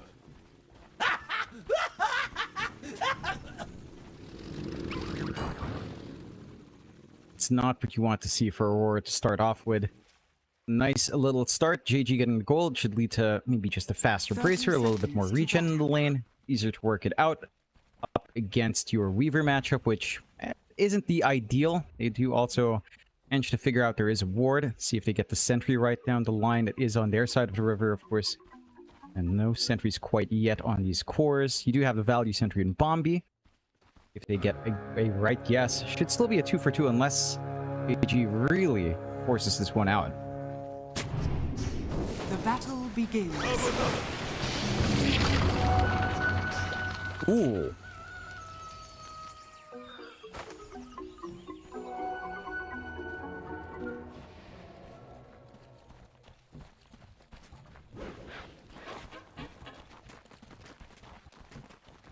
You have the innate drunken brawler, so you already have some value there as well while you're brewed up.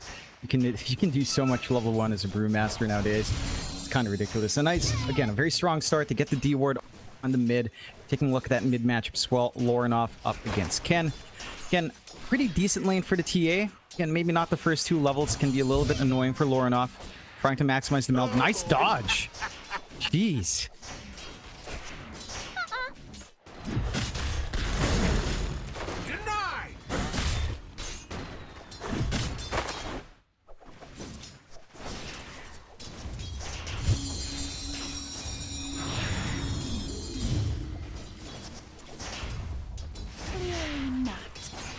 He is. And he's got a lot of output.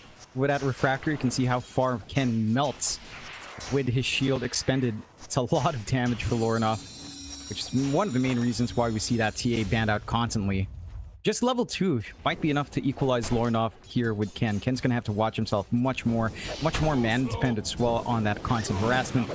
He is pretty much drained at this point, so Lorinov has a lot more breathing room on that mid. Again, rune control is going to be a big aspect of this matchup, and it does feel easier for Aurora to leave their side lanes to collapse onto that mid at the 4, even the 6-minute rune mark. So, again, it should be easier for Lorinov to find what he needs to get the top-ups there. We'll see. Taking a look at the other lanes, of course, down bot, you do have Castaway and Siege on the Tusk, and the Gyrocopter up against Jab's Q on the mechanical lane. Timbersaw plus Clock. It is a double melee lane into a Gyrocopter. There's always the rundown potential from Siege, but you do have the cogs to play with from Q for some range harass. Mind you, you will have to respect every single time the Rocket Barrage comes in with the Drinking Buddies. I mean, the chase down potential is a little bit terrifying here from the side of Neon if they do manage to get on top of you.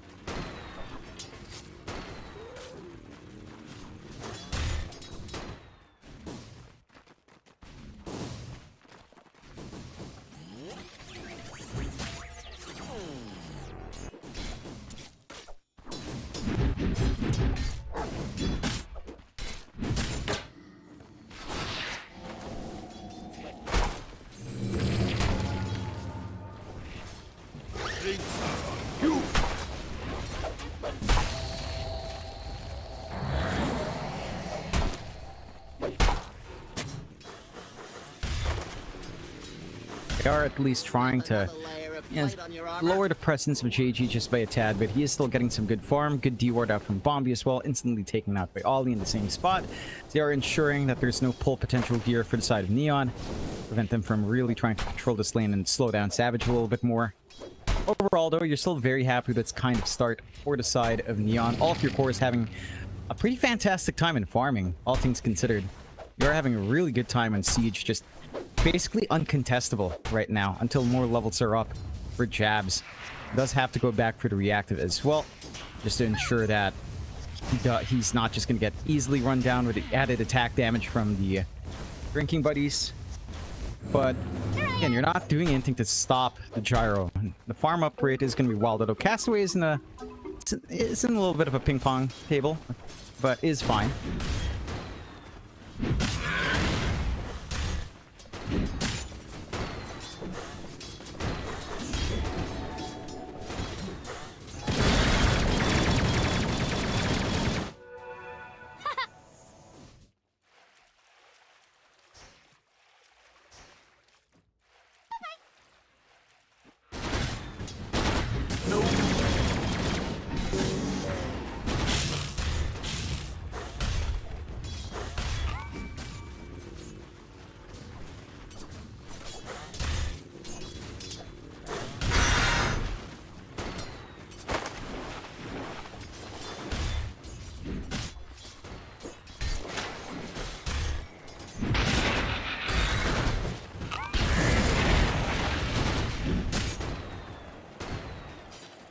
His idea is he really wants to focus more on Castaway, and the bad result does allow a little bit of a better trade in that sense. He's not focusing on trying to chip away at the Gyrocopter as much, although it does put him in a very bad position like this.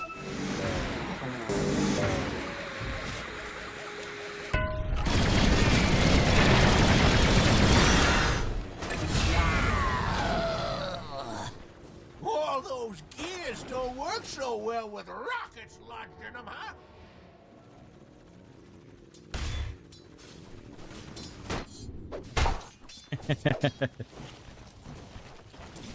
Yeah, at least Siege didn't get hit. There's only Castaway bumping inside, so happy days for Siege, having a nice free kill. Again, getting a lot out of his lane, 38-5 now on that Gyrocopter.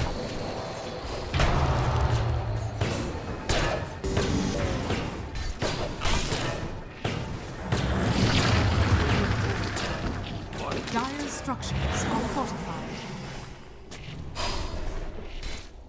My ink pools.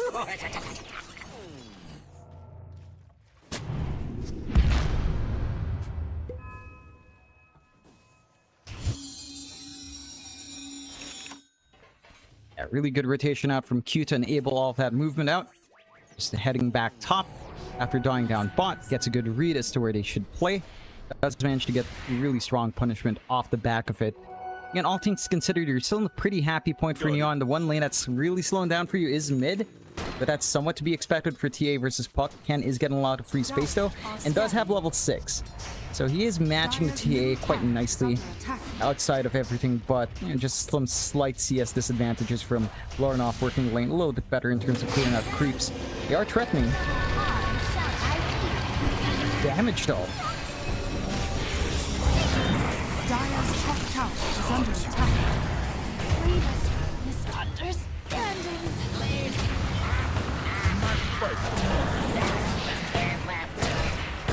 I hope it was worth it. Your death was a secret I can no longer.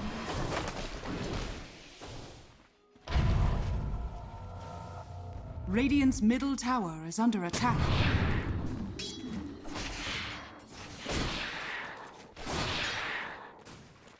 Feels almost like they don't respect the refractor facet. You can just see how much Lornoff has damage every single time that shield shrinks down. It is just an obnoxious amount of damage for a shield tick disappearing. So you can drop them down to low HP and threaten, but Ken just melts. Cannot sustain through all of that damage coming in here from Lornoff. They have to find another way to deal with that TA. I like that read though. I think that's just off the back of having this level 6 up on Ken. They want to play aggressive. It's a good read overall. It's just TA in its current state, not something you can commit to even if you melt the refraction. just way too much output. Dire's middle tower is under attack.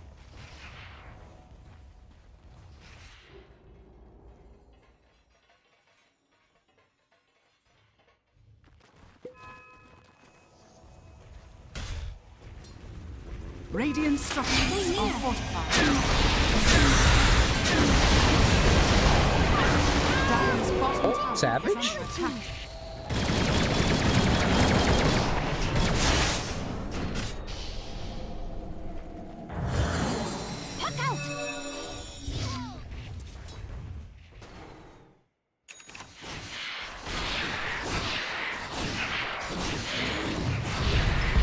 It's so much output. Just way too much coming out. Again, max out Rocket Barrage.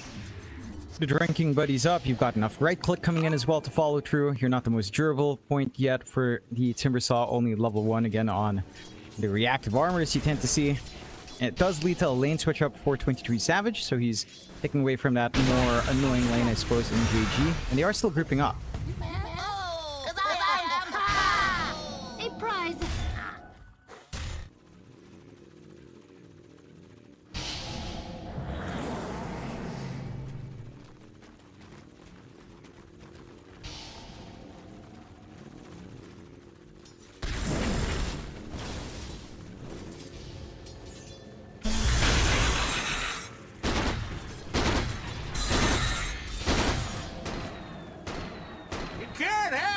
Radiant's courier has been killed.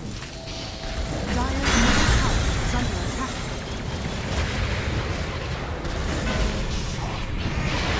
Dire's top tower is under attack. Oh. Radiant's middle tower is under attack.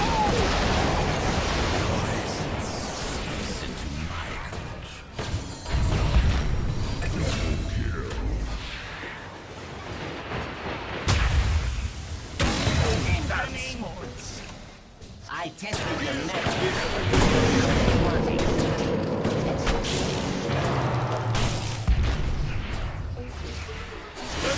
Jeez, the damage. Wait, what? Savage?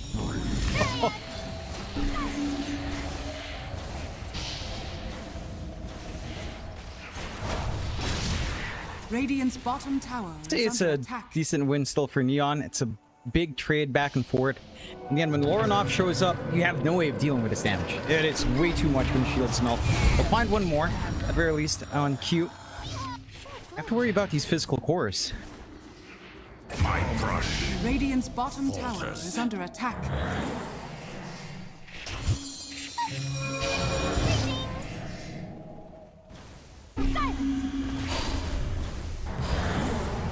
Radiant's bottom tower is under attack. Formation.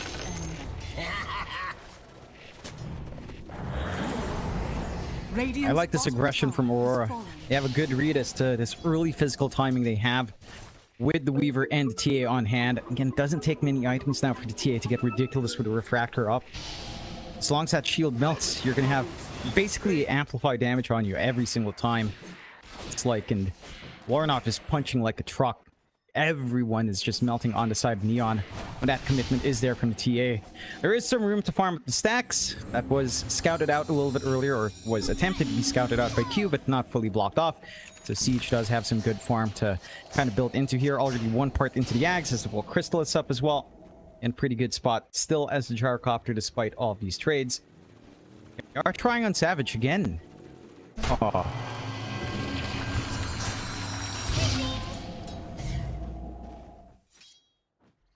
You thought you had me, didn't you? Dire's top tower is under attack.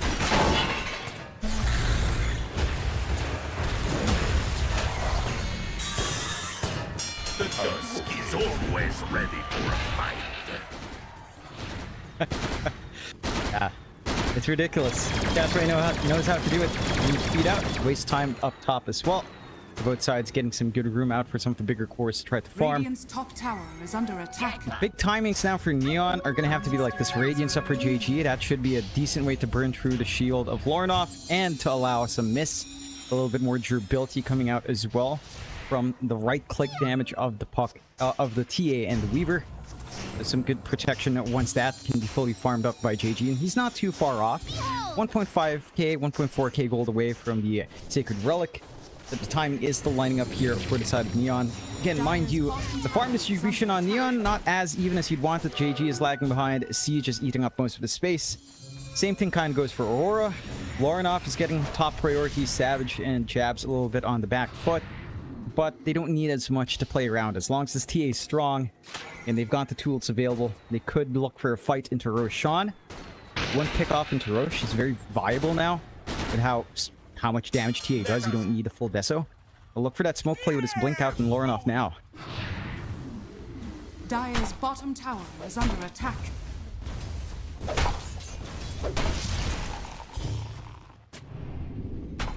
Drinks are on you. Come and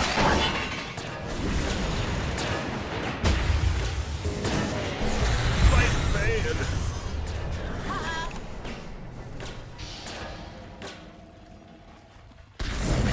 Radiant's top tower is under attack. Dire's bottom tower is under attack. It's a good read considering how much Siege has gotten out from these camps. Again, only one part away now from full ags. He's been farming up a storm on this Gyro. He's been using the map space really well. Cutting off some of that is big. Quinty Treat just playing onto Siege just a little bit here. Yeah.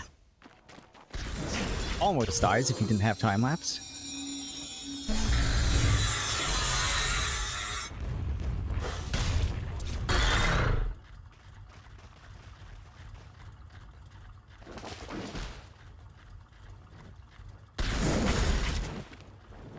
Radiant are scanning. A prize.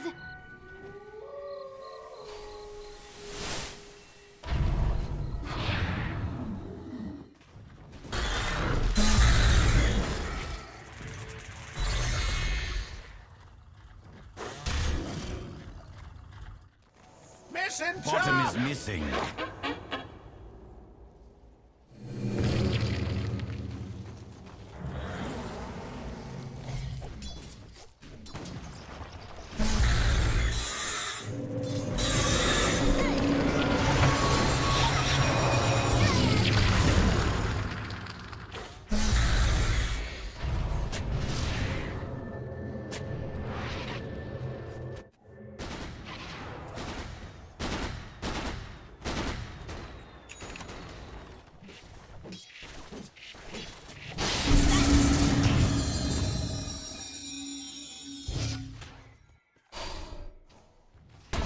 No full commitment. Still a little bit too far out. And quite have the vision on hand. Siege?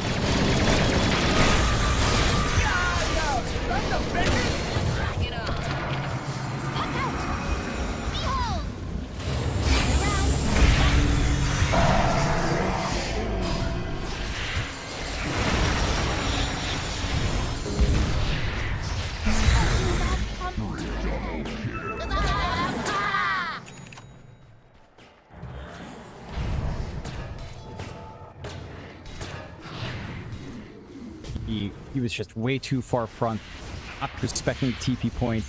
Does get punished nicely by the side of Aurora. Again, Aurora is running and gunning much more frequently. They understand how strong they are early on.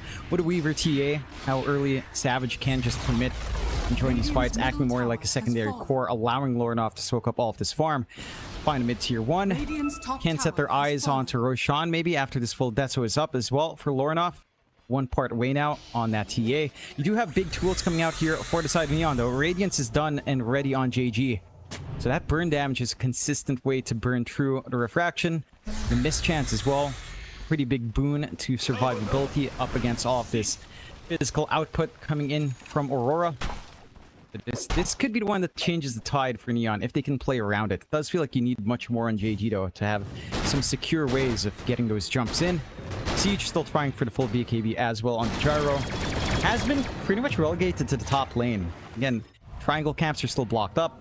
So he's stuck on that one ancient camp and the creep waves, slowing down his build-up much more.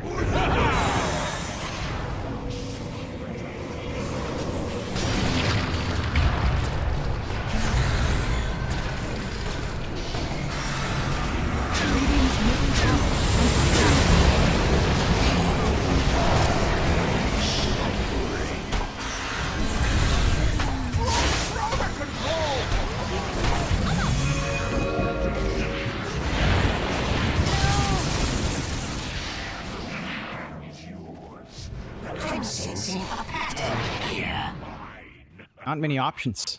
Radiant's middle tower. They've got the perfect itemization as well. Full Gleipnir for Savage to help hold down the puck. And no real squishy targets for them to try to burst down, especially if you're just playing frontline with JG. It needs to be JG plus 1 core. Can't just be the Brewmaster alone trying to isolate these supports. It's just not enough output. As of yet, your Brewlings aren't the tankiest either. Easily taken down by Lornoff. And off the back of that fight, with the Desolator flying in, Roshan is to go for the side of Aurora. No issues whatsoever. Very quick approach. And it's already done. Lornoff with secondary life. Big spikes for Aurora. 8 to 20, 10k lead. Neon just feels like they need so much more farm. You need the seals to be up. Bombi. Yours is not power. It is corruption.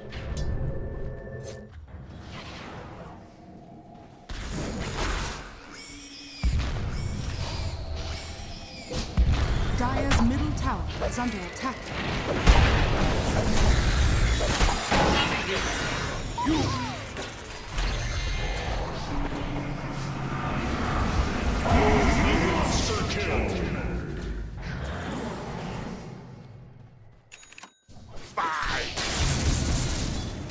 That's what Aurora need. It's just so many items. Like a BKB has to come out on Siege, then he needs damage output.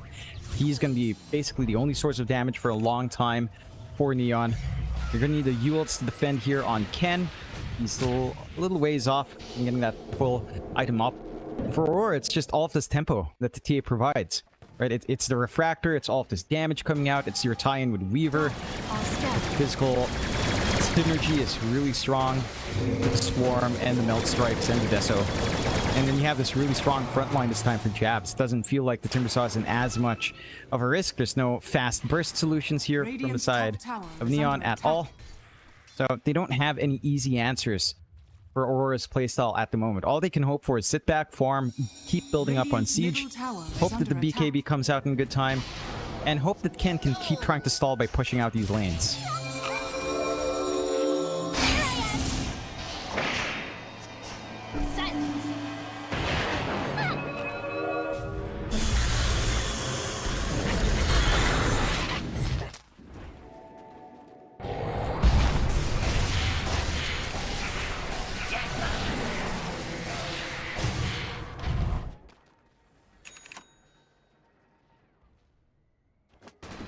Dire's middle tower is under attack. Players here.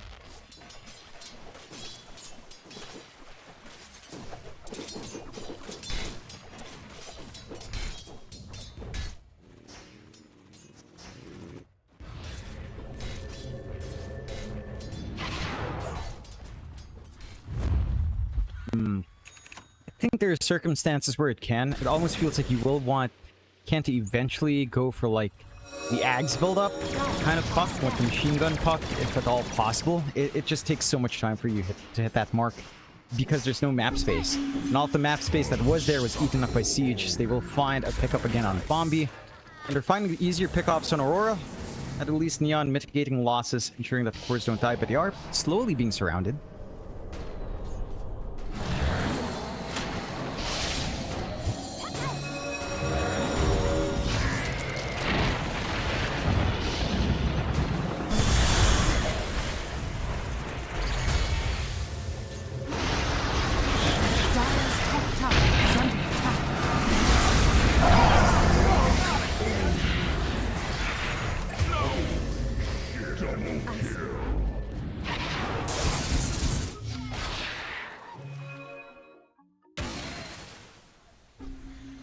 He would have been.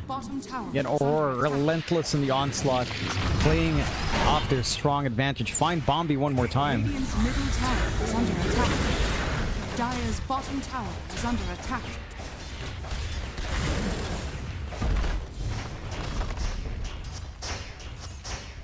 Radiant structures are fortified.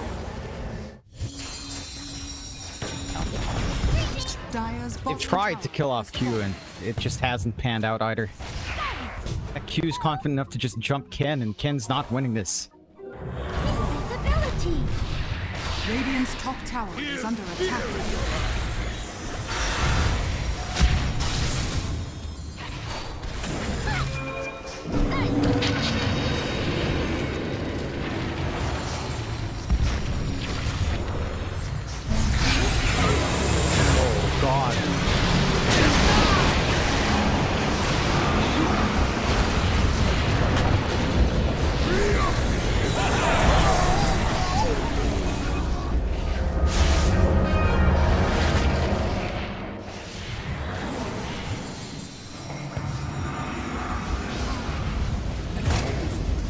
Holy.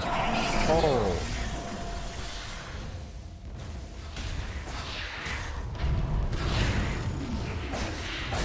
God. And this is why we're seeing TA being banned out as well. Radiant's top Last game it was Zeus allowed true. This game it's TA. Lornoff, his damage output is just insane. He can solo this Tormentor down, no problem. So we will wait for the second shield to be safe. Find it. Nice free shard coming out for Q, working onto his Ags. Aurora waking up after that game one.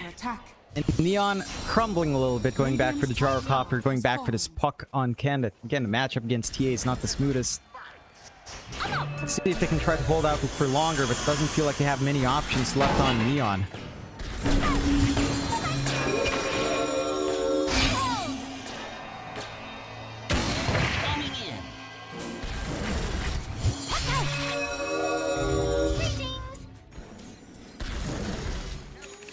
Radiant's middle tower is under attack. Radiant's middle tower has fallen. It is. He's stalling for time. They lose their mid-tier to it. Dire's structures are fortified. Radiant's middle tower is under attack. At some point, you have to stop this lane fixing that Ken is trying to do. It is a little bit tougher without the Gleipnir from Savage helping that chase. Ken's able to just ensure that at least one lane's kind of kept in check safely. Aaron circling up top onto JG though.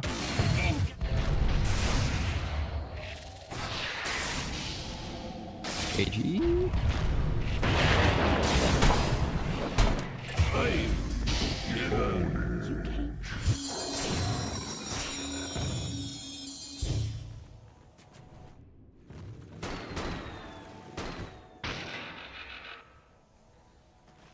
No. Certainly not. That he is. And again, you don't have easy answers for that TA outside of just tornadoing her up in the middle of these fights and trying to clean up everyone else, but it doesn't feel like the damage is quite there yet for Neon. Siege still trying to finish up the BKB, has lagged behind now in comparison to all of the cores from Aurora. At least only lacks the recipe at 700 gold, so that is something, but you need the Daedalus, you need the Satanic to be up in the Gyrocopter. It's almost feeling like the point where you probably might consider something like the Divine even to come in just to ensure you can try to get the burst down on these tanky supports. I think the one big issue as well for Neon is that they don't have a very safe follow-up for the jump from Ken. Okay, if Ken comes in and commits a Dream Coil, your best follow-up is either an Inkswell stun or the call down and the chase from Siege. And both of those puts at least one hero on the firing line. So it's not particularly safe considering that their hold is just not amazing on Neon for these team fights. Aurora take a nice simple tier 2, show off the new MKB on Lornoff, and already start to set up for high ground. Roshan in half a minute swell once they're forced back. Radiant's bottom tower is under attack.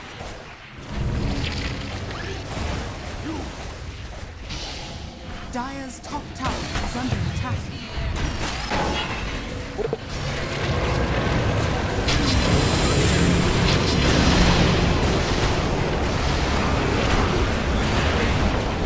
Radiant's bottom tower has fallen.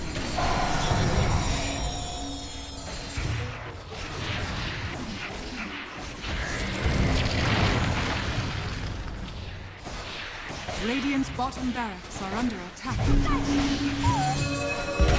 Bring it on.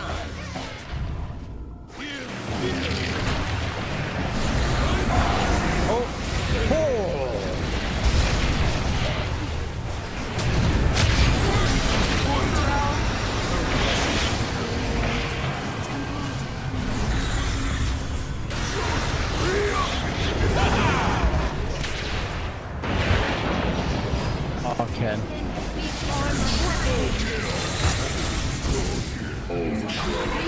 Radiant's bottom barracks are under attack. Radiant's bottom barracks has fallen. Dire victory. Our first game 3 of the entire qualifiers. I think we haven't had one yesterday. It's been all 2-0 stomps. This time, not the same story. Aurora wakes up, they get the TA, it's been left unbanned by Neon.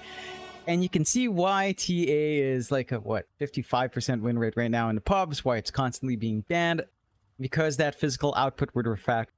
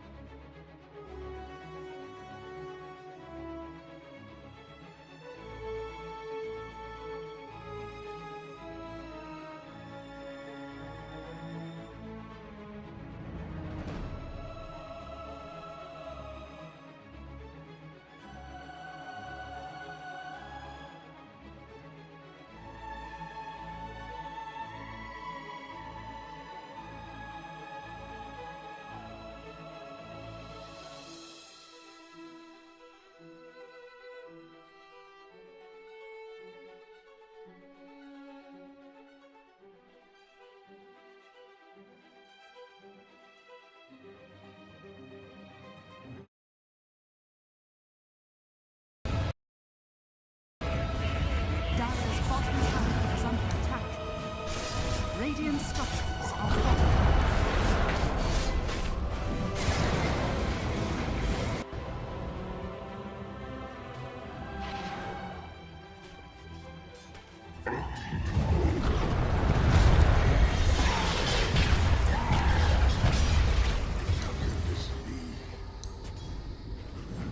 A tithe to the elite.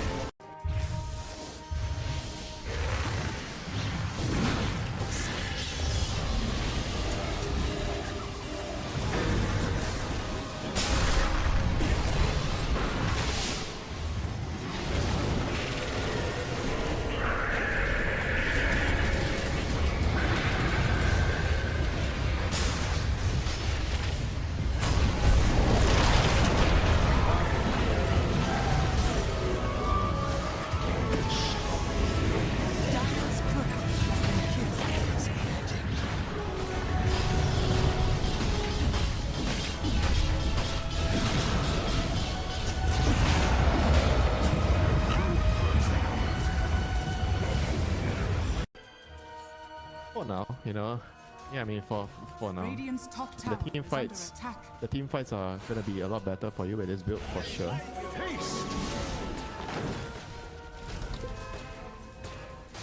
Radiant's top tower is under attack.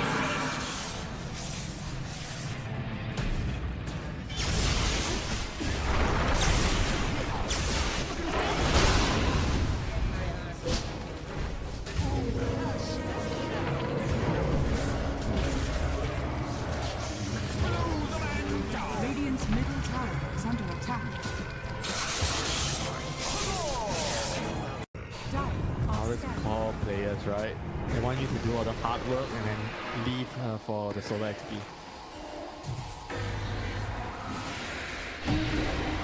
Oh, they got it! The monkey!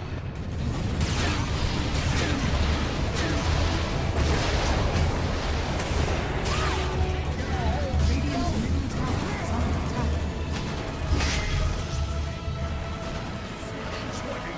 Radiant's middle tower is falling.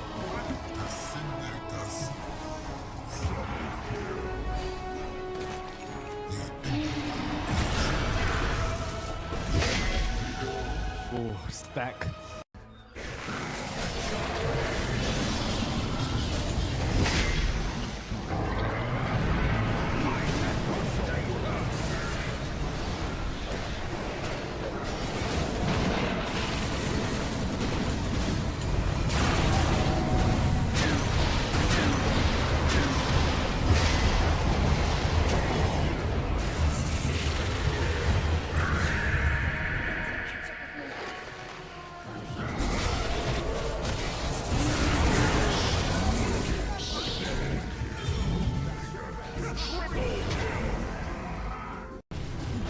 Gen Newell's already TP'd back to get prepared to defend as they are going to find Tims here on the hood. Wing Tims trying to run his way up, but he is gone. So you do get the Aegis up, but here comes Gabby. BKB skew back onto Say, though Say is okay with the Pavis being available. The hook shot off the mark from Say. Here comes Seal though. He's in with the arena. Say's going to survive a little bit longer. Now Shanuel's the one in trouble. Xiao is gone. So is Say. And it seems that so is Seal. As now Gabby, he'll get his skew around onto Emo by himself, but Emo's still alive. Jackie the one to jump in now. Moving on to Ahmed. They'll take down the left track though. Emo is gone, but Ahmed looking to drop his wall does go down. Onto Natsumi now. Natsumi to drop. Oh, Gabby. What's happening? Gabby's been disrupted. Gabby is down. Natsumi trying to match fight Jackie. Jackie's going down a boot. But at least it gives the hero some sort of relevance. All right, here we go. Oh, big old zip. Once again, they just find CML as JG gets an initiation. Arena onto 2, keeping Denzanity out of this fight. Down goes CML as the egg drops as well. Denzanity burning away to this one. No way he takes it down solo. And that is just going to put him in a nice fiery grave as the detection is there. That drops Denzanity. And looking for more now as Neon on the chase. Want to find another, and they'll get Shanks. Fuel sceptered up, set down by the spear, and killed off.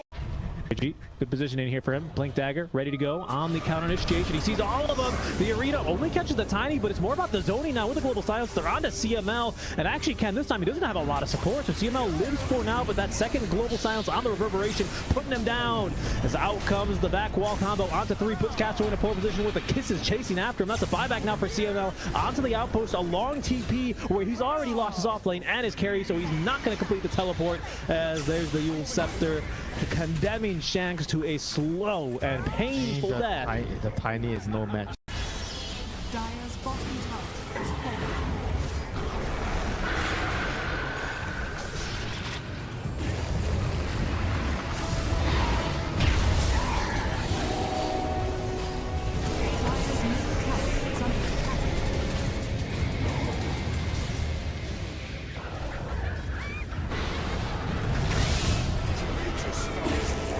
Dire's middle tower is under attack. Dire's middle tower is under attack. Radiant's top tower is under attack.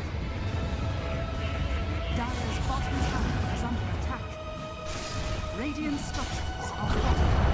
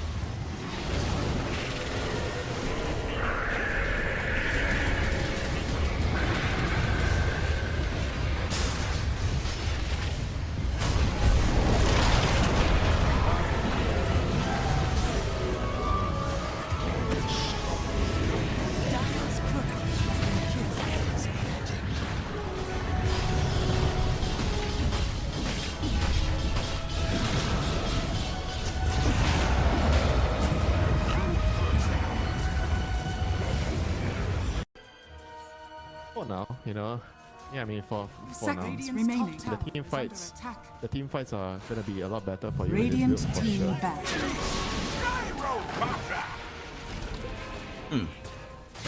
Radiant's top tower is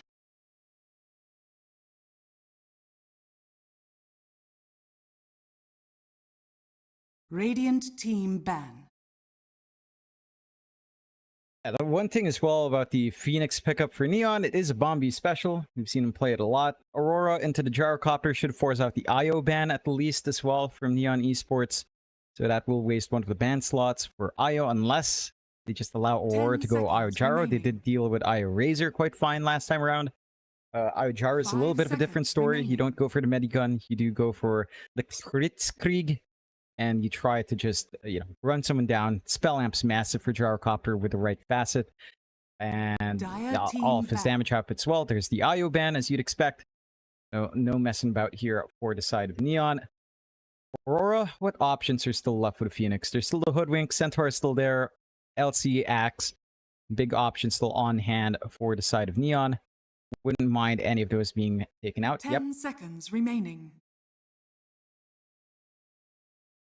5 seconds remaining. Yeah. It's not been doing great. Dire team pick. It's not been doing great. I know. Yeah, it's one of those things that I guess it just feels strong because you feel like you can play around this huge laning advantage and then it just doesn't amount to much. And remaining. Nothing about his scaling late game has really changed. It's still the same hero. Still have to go for the Ags, Satanic, Daedalus. That aspect hasn't changed. I'm wondering if Aurora can try to edge out and win here, but we'll have to see. They do go back for the Shadow Demon once more. Again, really great save. The Disseminate facet is so strong. 15% more HP, 15% less HP for enemies. It's a huge swing. And it does allow some good stacking once more here onto the triangle, especially for the Gyrocopter to eat up later on for 23. There is that. I'm wondering again as well if Aurora will want to do something cheeky, like do Gyrocopter support. It's so strange. I feel like if there was a team with Variz in any of these qualifiers, he would be eating happy for the Gyro support. It's just, well, they didn't qualify. Neon will get the Mars to secure their Phoenix. So now you have the Arena Egg combination. Very good egg protection as well inside the arena. Since you can't see inside, the egg is very, very well protected in there. 10 seconds remaining. 5 seconds remaining.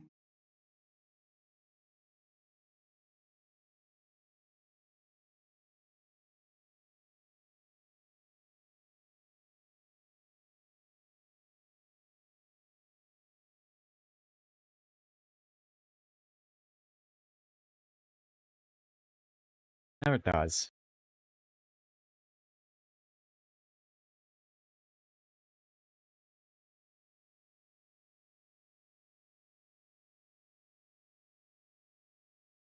Yeah, it doesn't feel like that kind of hero. It just feels very reliant on maximizing its laning advantage and snowballing into an earlier timing as a core. And if it falls flat, it falls flat hard. Love the Clockwork pickup as well for Neon. You've got some pretty strong lanes. Mars Clockwork or Mars Phoenix is already really good. You can go with maybe an aggressive one to play with your Clockwork. You've got a lot of reach coming out from Neon's end. Isolate really nicely. Love the combinations already. Aurora gonna have to show their hand now. 5 seconds Pick a support and one additional core.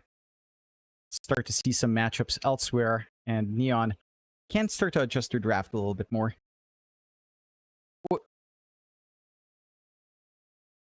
Yeah, it is.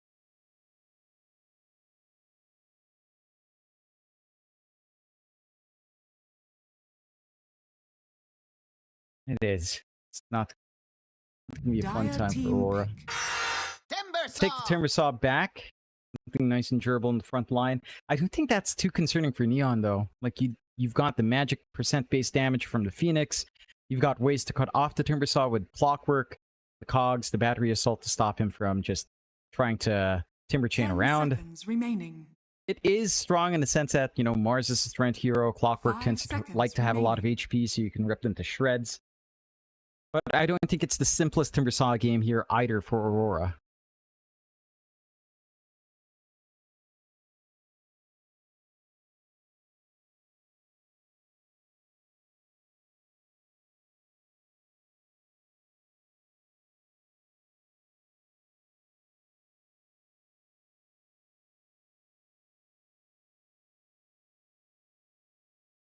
Radiant team pick.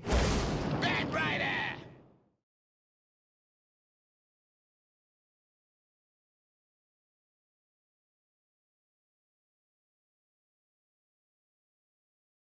Yeah. Radiant team ban. Shadow. Oh. Dire team ban. Oh, that's spicy. Love the SF coming out. His facets are pretty interesting. It almost feels like Magic SF is some back, but you can, of course, just go for good old right-click SF.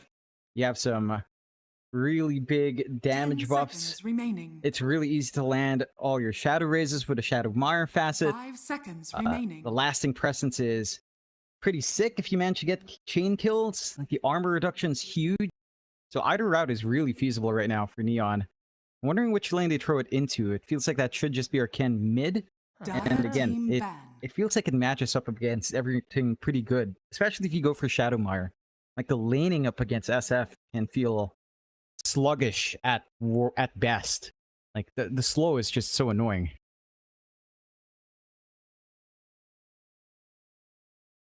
Ten seconds remaining.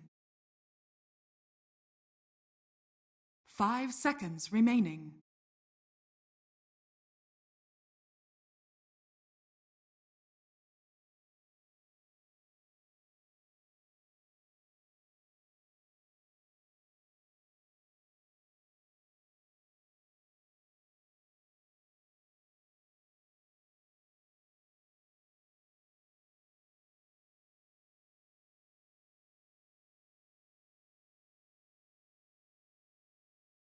Hmm.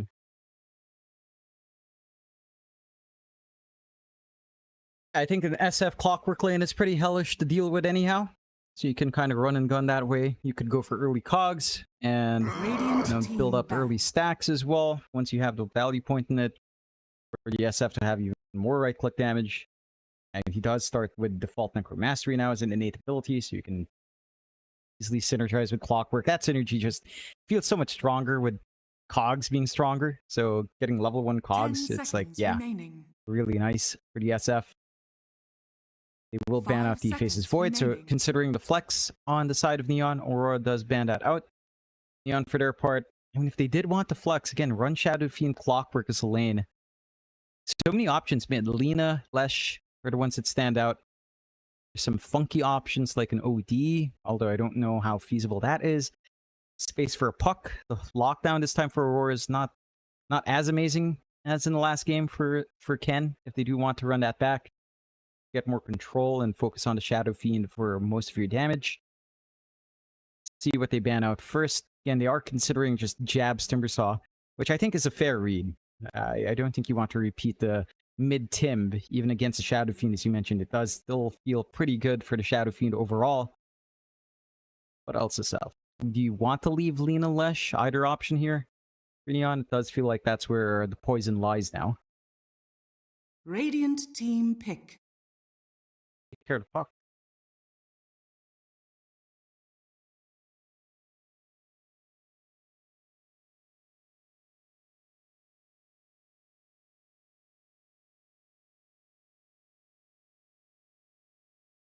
Ten seconds remaining. Dire team pick. The sack. Yep.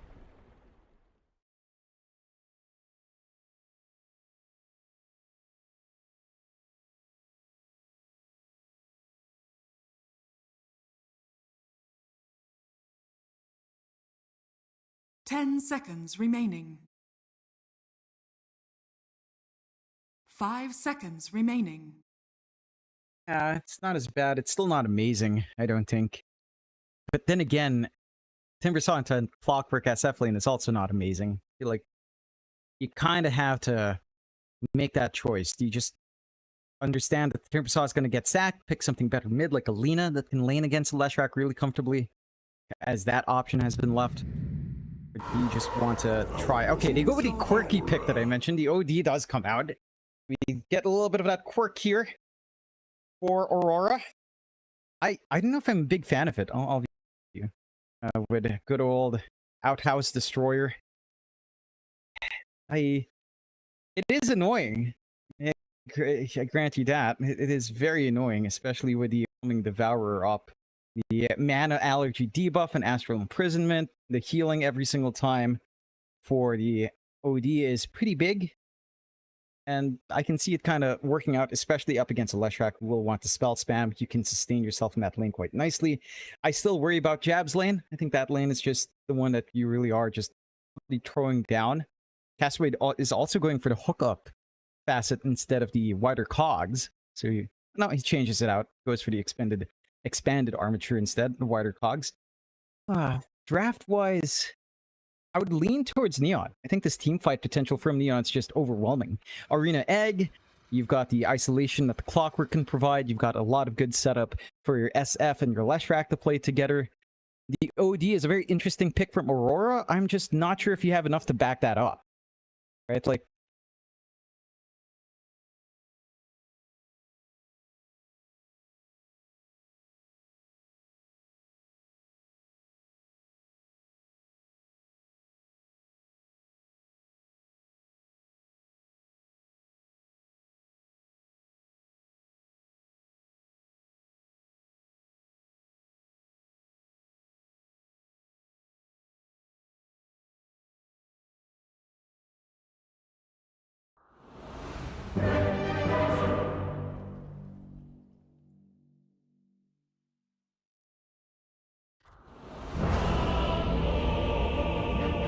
I just think the team fight lines up a lot better.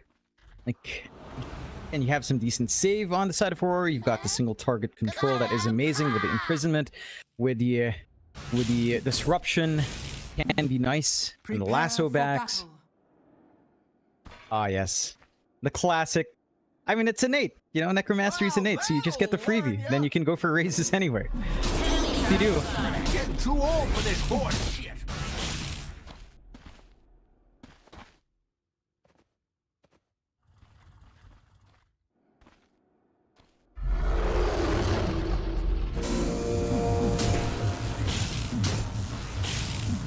Yeah. Max out 9 souls. Very nice.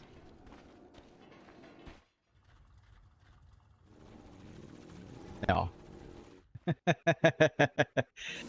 Yeah, and you're not griefing because you get to start with Shadow Rays. I think that's the bigger aspect. You know, you don't just have to choose between your magic and your fizz. You get both. You get the best of both worlds, as Hannah Montana would say, Mike.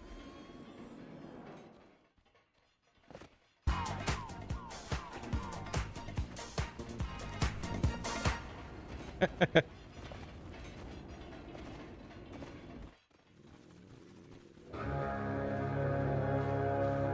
dumb.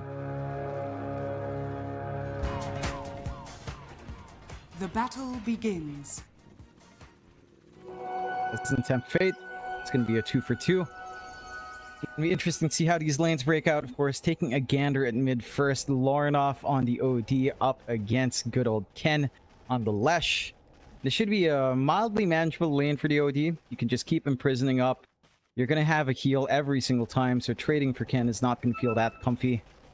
I mean, it's just... Okay, so you get mana allergy debuffs. Let's say you're spamming out Lightning Storm. It costs 80 mana for 90 damage. You're basically hitting Lornoff for 10 damage at that point. Lornoff will win the trades every single time he'll drop Astral and you cast the spell. That's just the way it goes. Quick disconnect for JG. Hopefully it sorts itself out quite fast. But OD... surprisingly, the pub win rate for OD is abysmal. It is 46% on the high MMR pubs. So there is that. But it's still an annoying as heck hero. I think that never goes away from OD. He might be losing, but you sure as hell aren't happy to play against OD.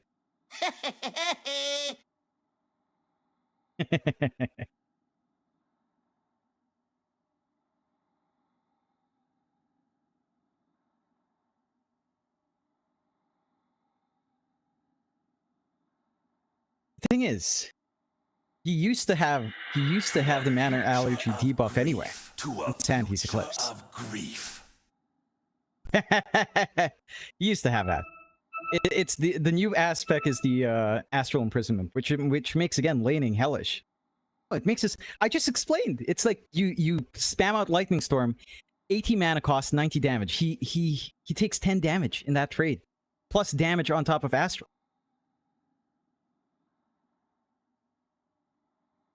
That's one way. See if Ken's patient. Cause I am. Ha! Yeah, but the creep wave.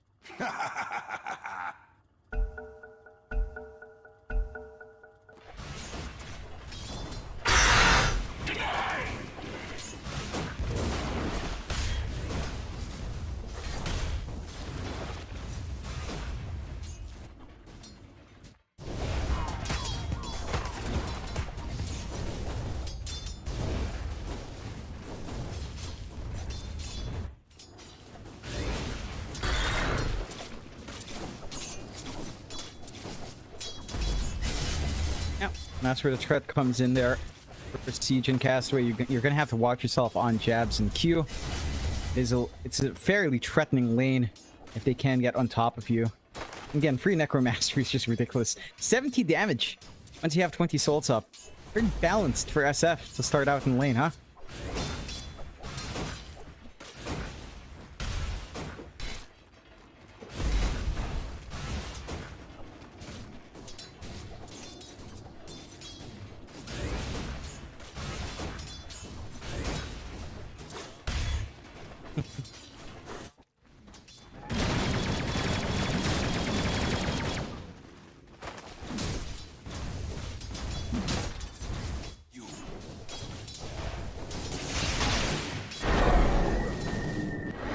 You will. There's some good potential for dropping JG into an uncomfy point at the very least.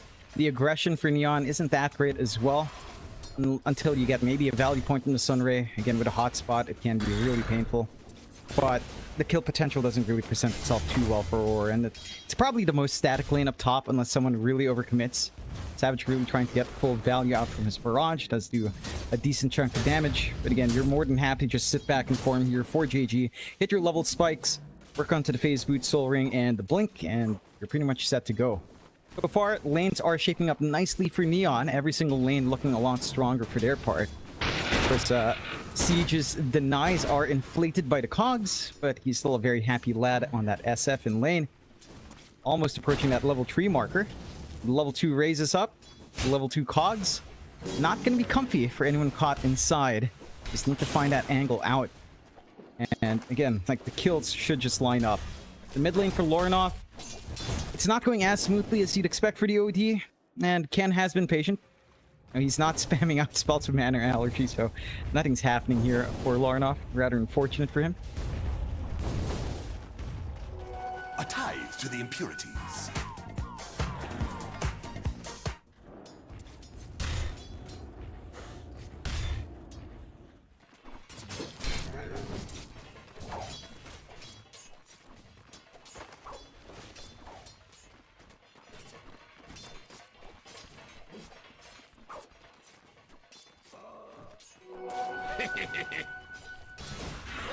Denied.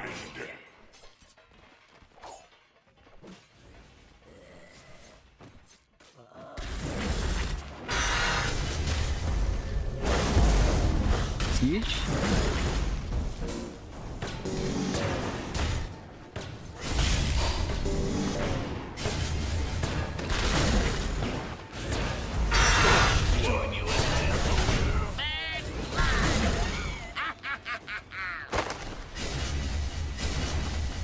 Radiant structures are fortified.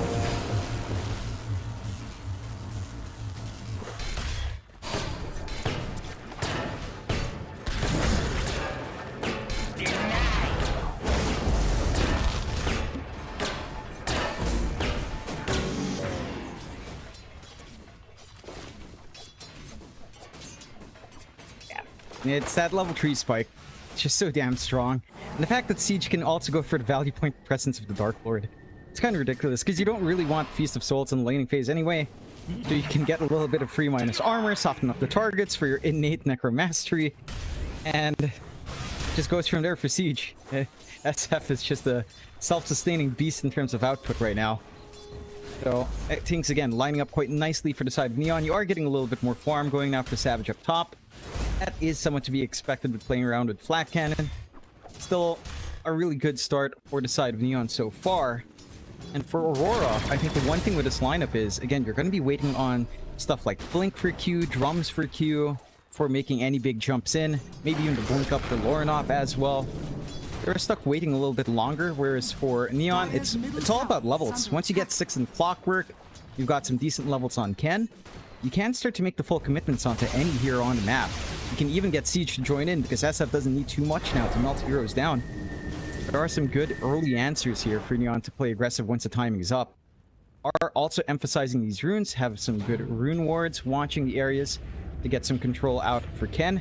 Not as important for Lorinov to find, but certainly is important to deny away from Lesh. A big one to deny as well. A nice haste being found here. Haste.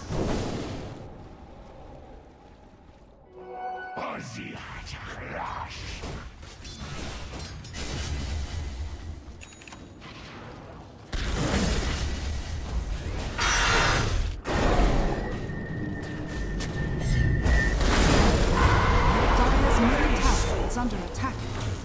Dire structures are fortified.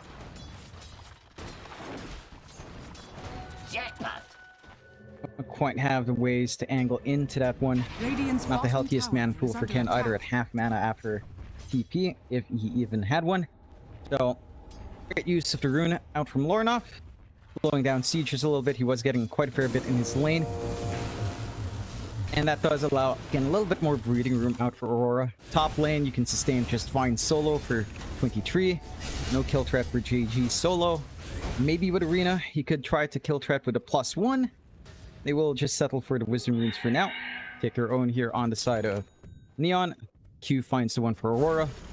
I wonder what item build you go for Lorinov. He is just queuing up the good old Witchblade. Nothing too off the mark. I suppose the days of OD Meteor Hammer are long gone. Very good. Through great times. Through great times.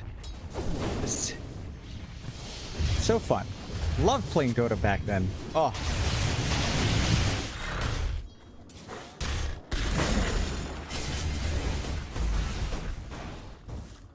Oh yeah. Oh yeah.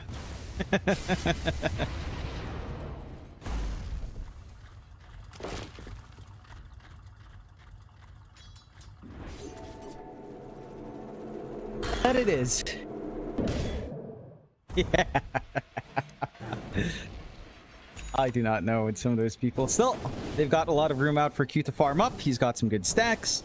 So is rushing into his better boots, maybe rushing into the Blink Dagger as well. Options are open. Some good stacks here as well for Ken. Is spotted out by good old Ollie. Might be able to punish here though.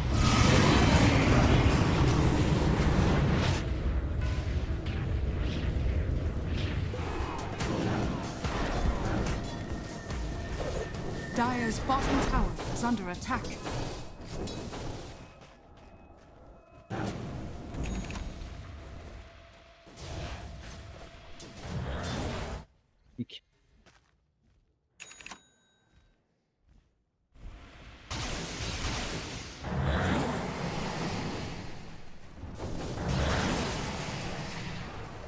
Ollie's still trying to chip away at the stacks though.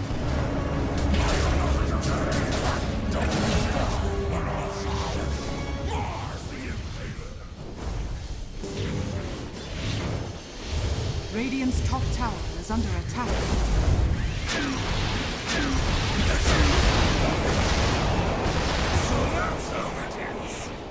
Death from above.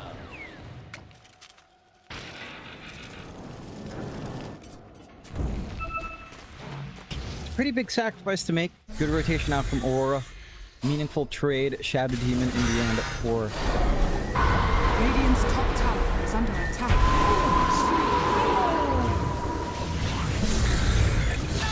Oh! If you come back, I'll kill kill you again.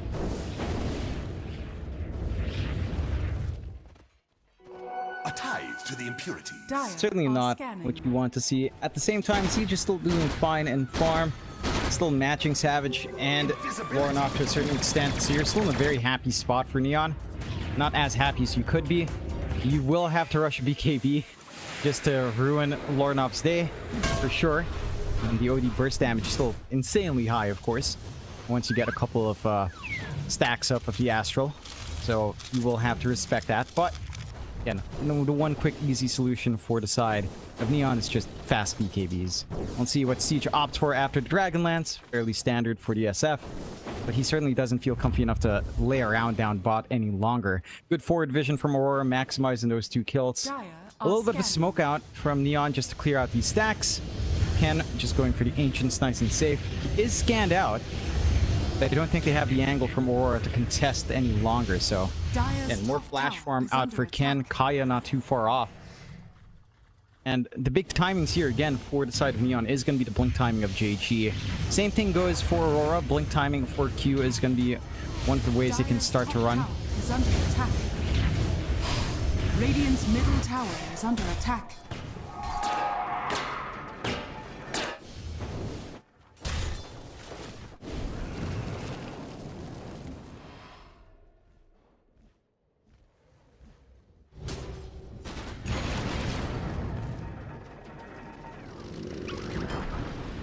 Dire's top tower is under attack.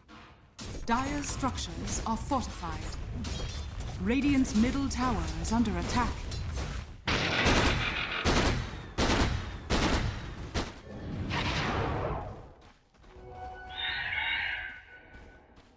Dire's top tower is under attack. Radiant's bottom tower is under attack. Dire's top tower has fallen. Radiant are scanning. I feel like it holds up well enough. That's a lot of ways of building up, and again, big threat from Aurora can be counteracted with just BKB. Still down mid.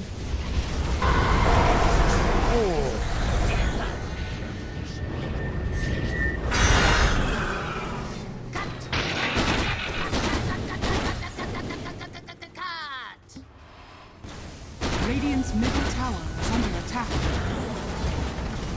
They should. They do have the arena ready on JG, and he does have his blink coming out. Respawns aren't too far off. There is enough time to try to make something happen here on the side of Neon for this defense. Aurora will play it safe, seeing the respawns coming in, and seeing Siege actually walk up to commit to the defense. They will prevent any further losses. Again, with a blink up on JG though, Neon should look to play, and they will instantly smoke up. Dire's middle tower is under attack. Dire's middle tower has fallen.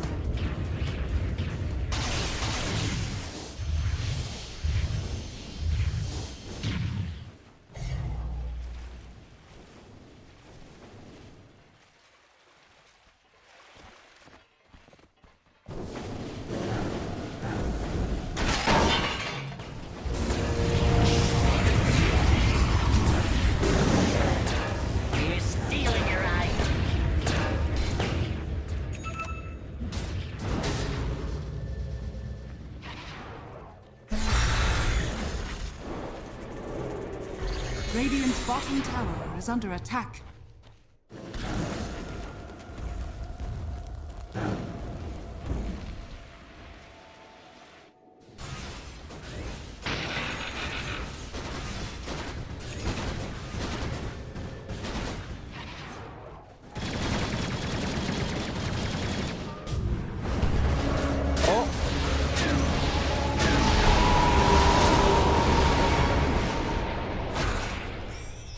Yikes.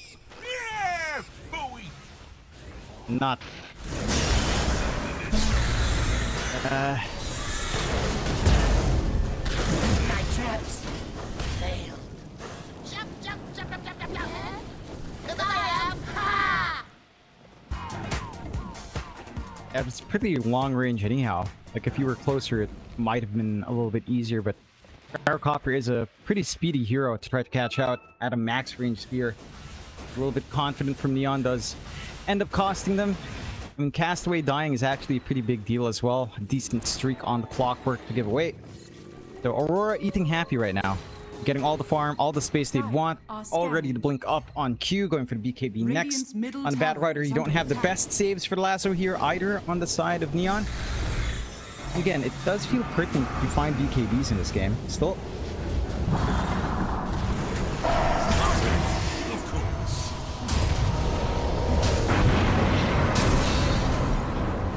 Through blood, victory!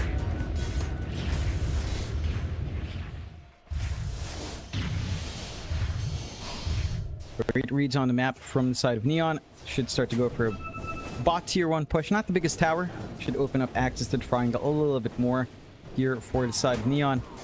They've got that push potential lined up, of course, with the Leshrac on hand. Diabolic Edict. Not going to take too long to take this objective. And again, they're giving out a lot of space to Siege to try to build up. He does have the Yashi. He's going for the Manta into the BKB.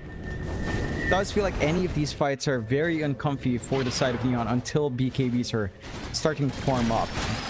Oh.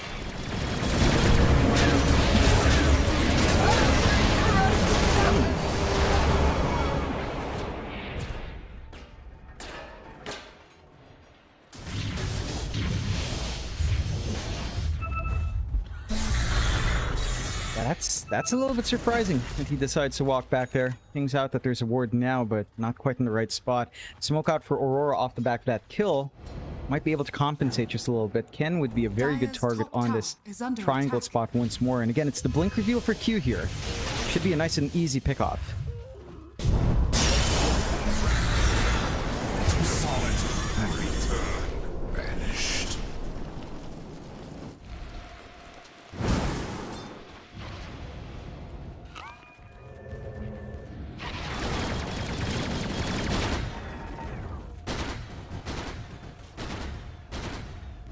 Dire are scanning.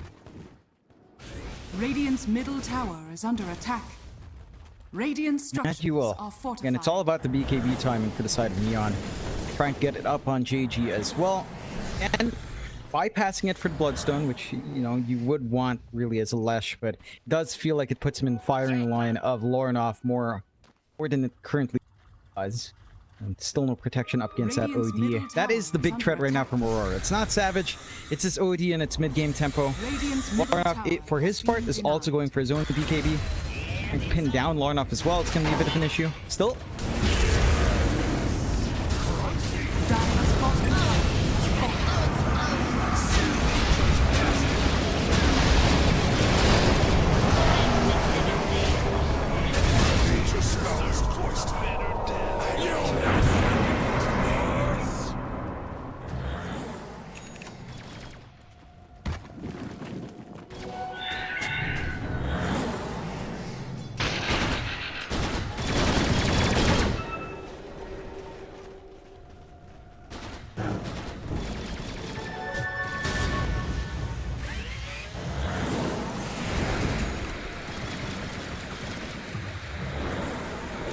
Bit of a missed opportunity.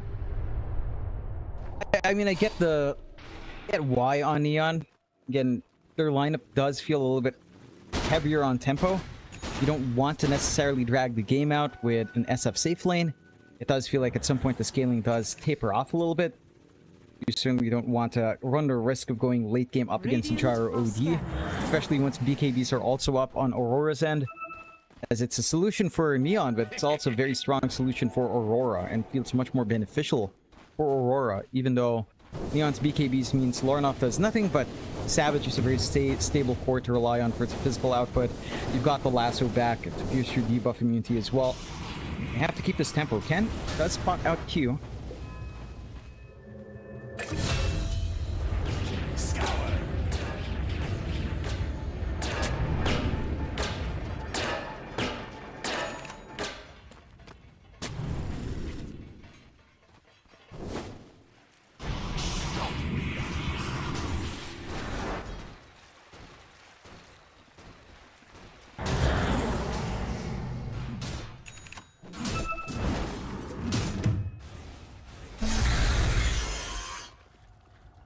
Radiant's bottom tower is under attack.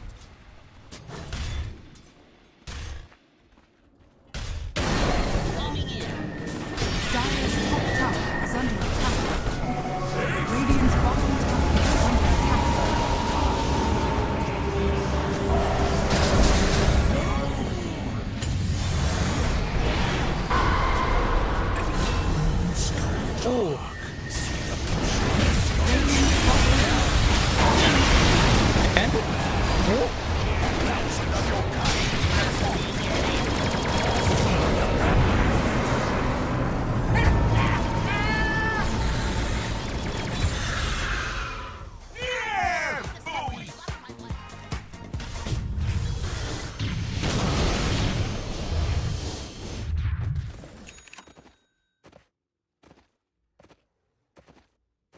It does. Just a little bit late on the BKB usage there for Lorinov. If he popped it a little bit earlier, some of that damage is mitigated. He feels safe to help in the follow-up. The drop as well, the hammer drop, Santi's Eclipse, wasn't doing as much damage. I don't think he had as many stacks on the Astral than he would have liked to really burst someone down, like, say, Siege on the SF. Still managed to survive through a little bit longer. And this is Neon forcing out these fights without any of those primary BKBs up just yet. Once you have those BKBs on JG and on Siege, things should simplify quite a fair bit. Their spell usage was a little bit more staggered as well from Neon. Arena onto 1, the egg a little bit further back than you'd liked it to be. Not quite affecting the front line as much as you'd want. So, it's a good sign for Neon. And for Aurora, it's still pretty decent as well. Again, you trade better numbers. You were forced to use a BKB charge on your cores, but you do manage to get the better trade. It's just that it does feel like Neon is starting to rally in. Like, Ken is inching towards that full Bloodstone. So the next time he blinks forward like that, he's probably not going to die. He's going to sustain for a lot longer, as long as he has that Bloodstone active available. Again, the BKBs are still inching closer here for Siege. You already have it on JG flying out, going for the full Deso next to amp up and tie in with the minus armor they have on Siege. The synergy is starting to kick in. Some good aggressive wards being planted here by the side of Neon as well. Right by large medium camp, by the tier 1, tier 2. And watching the top jungle as well. Just to ensure a safe push. Safe pressure onto the tier 2 tower. Which if they did fully commit, again, with the Leshrac, it doesn't take too long. Ken, he's got that full Bloodstone flying in. Let's feel like Neon should be ready to gun for more once more.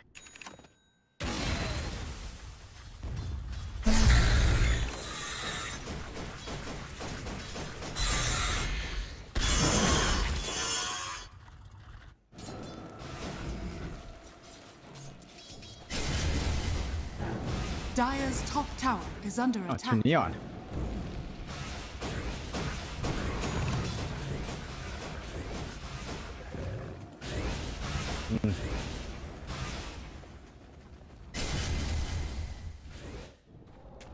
Radiant are scanning. You know what it is, Mike?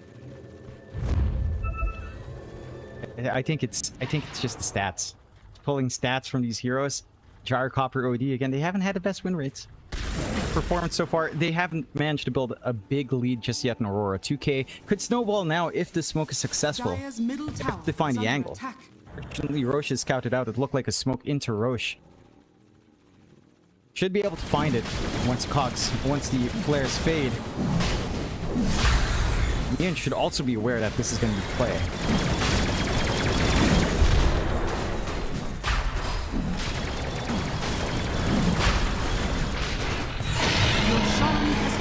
Mortality!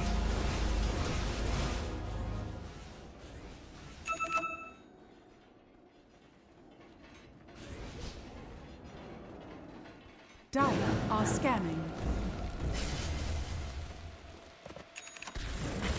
Dire's middle tower is under attack.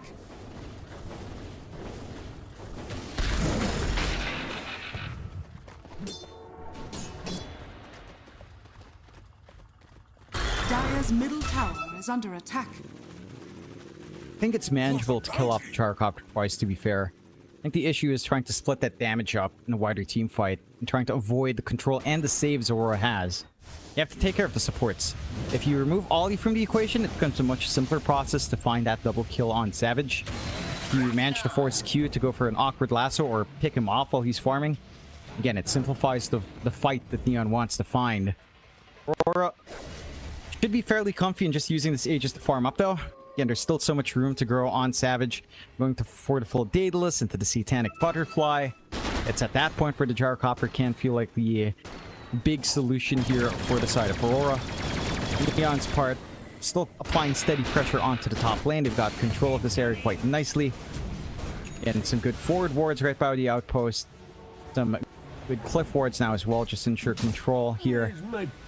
And that ramp up is still happening. It's going to be a Shiva's Guard next for Ken. It's going to be full Daedalus as well for Siege. And the damage output of the SF with a minus armor in hand, it is pretty ridiculous once you have that Daedalus. That is something to watch out for. We'll commit for the push, going for the counter fort as well while bots being shoved in. We'll find it a lot faster, and they're threatening high ground. Aurora actually has to come in for the defense, force them away.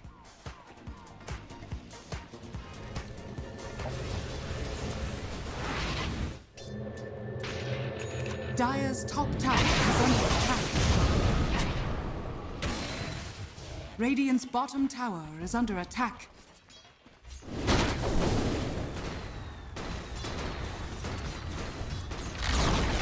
Radiant's bottom tower has fallen. Dire's top tower is under attack. Radiant's bottom tower is under attack. And they will.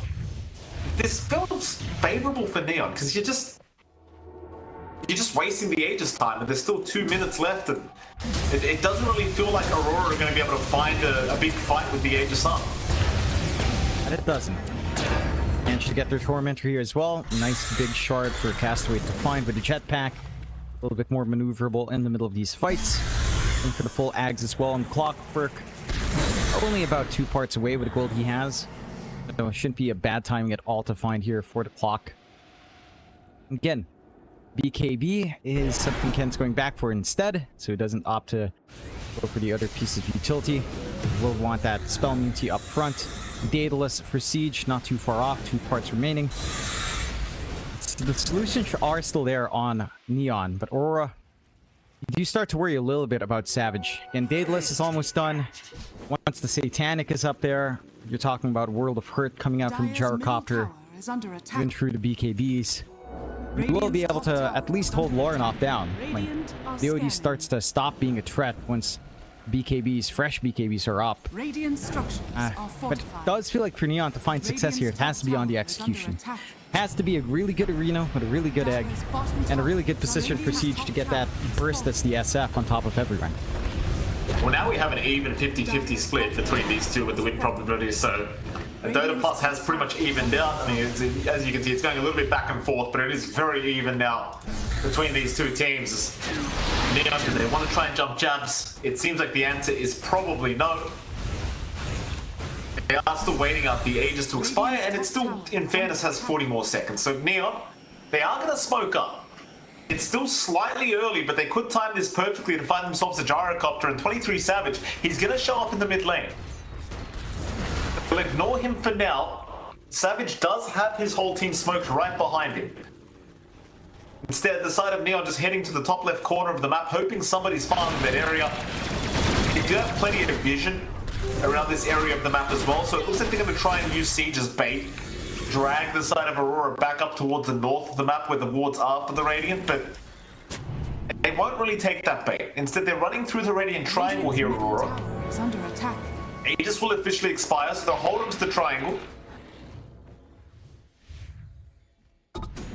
Neon, they seem very well aware of the positioning of Aurora. Of course, the outpost was taken. Neon's still more than happy to just farm the northern side of the map and just control that area. Q? You could get caught. In fact, they know he's there. Q. Eventually, where's the dust? Where's the sentry? Somebody has something. No detection. No. That is very unfortunate for the side of Neon. Forced to back all the way back now. The support's nice opportunity. Support's gonna cop a bit of a talking to, I think. I mean, Bombi did have 2 slots available in his item, his bag, so I don't think the team would have been too happy about that. True. At the same time, I don't think you expect a random Invis rune to be fair. Just pop up. They did just drop the wards for info. No one here has innate Invis. There's no Glimmer Capes as well. So up front, there's no... There is valid reasons to not have to carry the dust. It's just a very random Invis rune coming out. They miss out on a bit of an opportunity. Still, full gem out for Q. Does help with the dewarding process at the very least. Should be able to retake a lot of map control back their way on the side of Aurora. Does feel like an arms race. Smoke out from the side of Neon.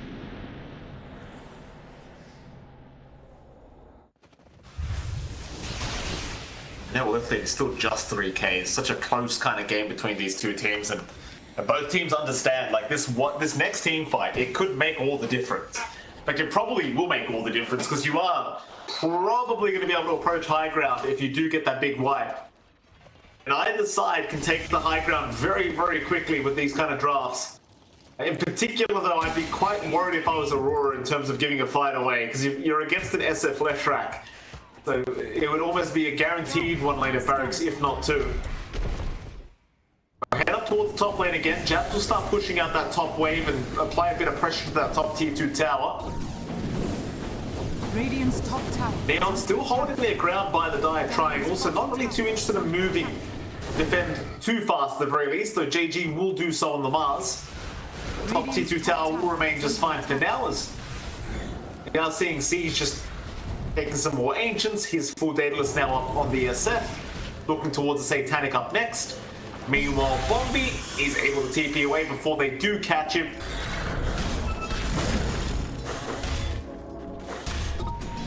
Neither side too interested in forcing a fight yet. Again, I just question who this favors, because Savage is ahead in net worth, and he's going to be 1 item ahead of the SF in just a moment once he does have the Satanic up.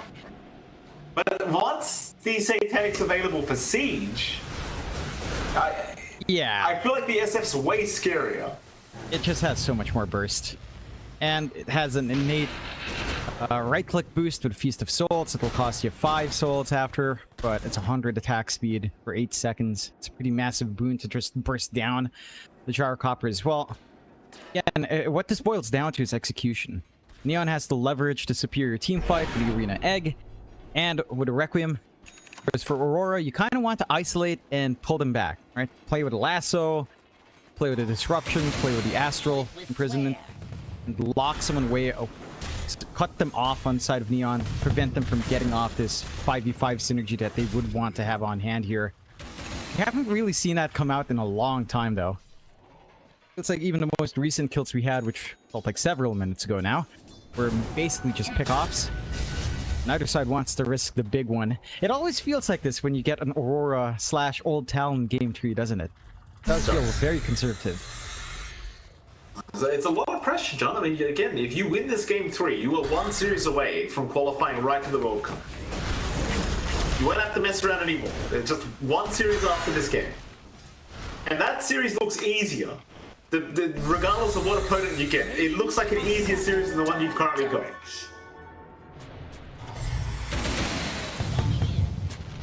Aurora.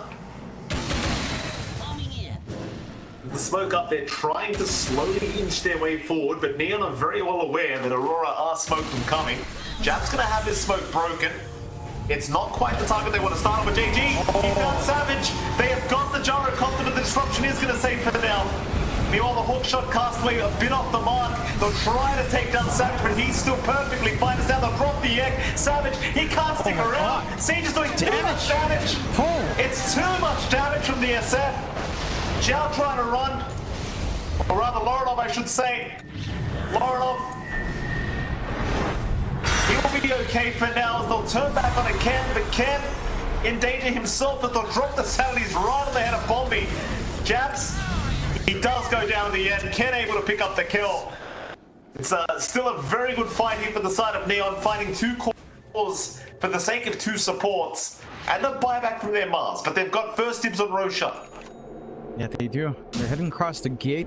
Roche will switch spots in a relatively short amount of time. Should be set up for that rush nice and quick here on the side of Neon.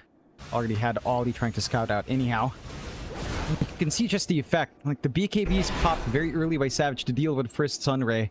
Secondary Sunray comes in from the Supernova, plus the damage coming through there from Siege, and it just becomes a complete mess. The arena's perfect from JG. Rather unfortunate he didn't manage to separate Ollie away to remove the saves. It still works out at the end of the day.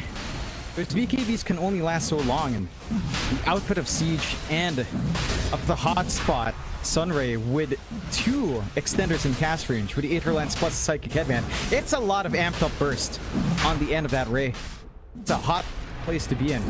Roche slowly but surely being taken here by the side of Neon. Aegis and Cheese to go onto their hand now, and they're already setting up for a play down bot. Saw Lauren off, but managed to really catch up to him in time. Now you've got that big spike for Siege. Full Hurricane Pike coming in as well to bail him out. 4K lead still stands for Aurora off the back of that, mainly because of the buyback. But the win probability is inching higher and higher now for Neon. 63% their way. Aurora, they have to respect that team fight. They have to be so aware of how close they are to each other. And that fight wasn't even perfect from Neon, right? Like a good arena coming out from JG. Siege forced to Requiem a little bit further away, so doesn't get the full stacking effect of just damage and having them get feared into the walls. You have a pretty good tool now for Lornoff, though. He does have his Ags, so it's going to be harder to burst down the OD. It almost feels like you don't care about the OD as much as you do about the Gyrocopter anyway. It doesn't feel like it. Like, when you saw that last fight, they just completely ignored Lornoff the whole time, basically. And just, as long as they find the Gyro, they are more than happy. And speaking of the devil, 23 Savage, gonna have to be a little bit cautious with where he farms right now on that Gyrocopter, because we've seen how fast they can burst him down. Keep in mind that last fight was without a Satanic on the SF. So Siege, again, once he has that available, things get even more scary for Aurora. The SF certainly proving like it's a massive issue here with all this right-click damage. It is bursting out. You have a Hex up now on Jabs. That'll be a very nice utility coming in from the Timber. Rocket Flare actually did spot out Savage down at that bottom area of the map, so Neon could go for a bit of a chase if they so wish. We'll see a Batrider leaving the area, but Savage has not really left quite yet. We'll smoke up with the Ninja Gear and just run directly south. Meanwhile, the rest of Neon, they're trying to go high ground by the seams of it. Oh, never mind, they saw Savage. Savage TP's away. He was right underneath the Watcher, but they won't make it in time. Let's at least drag back JG a little bit. Allows them to maybe walk back to the triangle here for Aurora. They've got the smoke out. They can retake control, drop some forward wards, set up for a fight, or ambush someone alone. Zombie being in a little bit of danger here. Some forward vision from Aurora. I like to jump in from the Phoenix straight away. Bombi is gone. It's a nice start. Bombi does have buyback in case he needs it, but of course right now he does not. In service to imbalance. It's a weird item build from Bombi as well. Like, look, when's the last time you saw an Aether Lens Phoenix? I mean, with Hotspot, it makes perfect sense. Yeah, like the amplification does extend. The range extends. Like the amp extends as the range extends as well. That's why it's like he was burning Savage when his BKB faded. The damage was good from Siege, but it was actually the Sunray, I think, that did the majority of that damage while Siege was gap closing in. It's an insane amount of burn. It's pretty crazy. I like the refresh he was queuing up. He's going for the safer play now on the Lincolns because of the Hex. But the refresh, he literally popped Egg just to use Sunray on Savage in the last fight. It's just so damn strong. Just being able to refresh your abilities with the Egg is always one of the big kind of utility of the Egg. And Bombi has been playing this Phoenix very, very effectively here. Just 0-4-9 currently on this hero, but every Egg has just felt very, very perfect. Always in a position where they're just unable to actually take the time to take it down in the middle of a fight. They're just going to leave it. Here we go again. A 4-man smoke from Neon. They will connect with Bombi here in the mid lane. Savage. They would love to find the gyrocopter, but he's popped his ninja gear and he will be okay to back himself out. See Aurora, they are not feeling confident with themselves right now to take a fight. A lot of ninja gears just constantly being bought here by, or rather found by Aurora with these tier 4 items. Not allowing the easy gank attempts from Neon. This is going to mean the Aegis will expire. Like, it's only 30 seconds away from not being available anymore for Siege. Props to Neon. They have tried for the last 4 minutes to find these guys, but Aurora have been completely avoiding them. As now Siege might run into Lorinov. Does do so. Siege just no fear in the world on the SF. Still has the BKB. Knows he has a lot of output. Knows he has a few more seconds of the Aegis. We'll get the D ward off at the least. If you manage to open up the map just a little bit more. Titanic not too far off from being fully completed here for Siege as well. We're going to hit that big spike for the SF. He's going to have to watch himself again. The direct matchup does not feel great for the Gyro, and there's just way more damage on the SF. Be able to out-sustain and out-damage you every single time. The key factor now for Aurora is just the utility they have, right? Sight of Vice on Jabs. We've got the Ags on Lorinov to help frontline as well, buy some time for a re-engage. You've got the Lasso and Q. You just need to find the right target here onto Neon. If they can get that done, well, they can start to consider these tier 2s, consider Nexus Roche, consider the high ground. For now, Tormentor to be taken here by the side of Neon. There we go. Almost forgot about it. Ken will be able to get that shards up for himself now, so they got that repeating splitter available here for the Leshrac. But Aurora still have managed to find a 5k advantage, and the win popularity is back down to 50-50. It's just really is it changed just a second ago, but it was, I promise, there you go. It's 50-50. Yeah, it's 50. There you go. Dead 50-50. Oh, I love game 3 with Aurora. I mean, there's so much on the line. You know, you don't want to risk it. You don't want to make big plays. You want to play it safe, look for pickoffs, find an advantage, build that advantage. There's going to be a clause in every caster's contract from this point on, right? Like if you get an Aurora game, suddenly you're getting paid hourly. No rate per series anymore. No. That's for G2IG as your rate. Yeah, well, I mean, that's fair. We can add them to the contract as well. That one, in a best of 5, you're asking for basically the equivalent of pre-best of 3s. Not quite in that level just yet for this one. 42 minutes in, early days. Lots of farm to find. Refresh orbs to be found. No rush. Has been killed.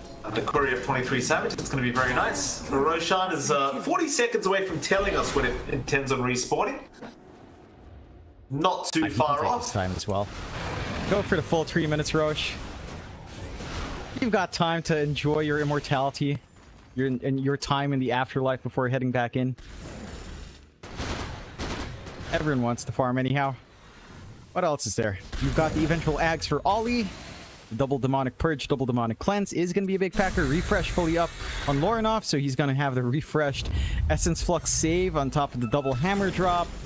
Be extra painful to go into. Really good timing for the smoke. Radiant are Smoke broken on Jabs already. JG going to be able to scout that one out as he does blink away. A lot of patience. Astral, who would they actually call with that? There is a spear on Jabs. Jabs will be okay. Savage rushing forward. Arena down here from JG. JG forced to hit the cheese up, and now Savage is forced to pop his BKB pretty early on. They are rushing in on the side of Neon. They want the fight now that they know the BKBs are down. Aurora, though, they are going to watch continue the fight as JG is gone. Ken is also down.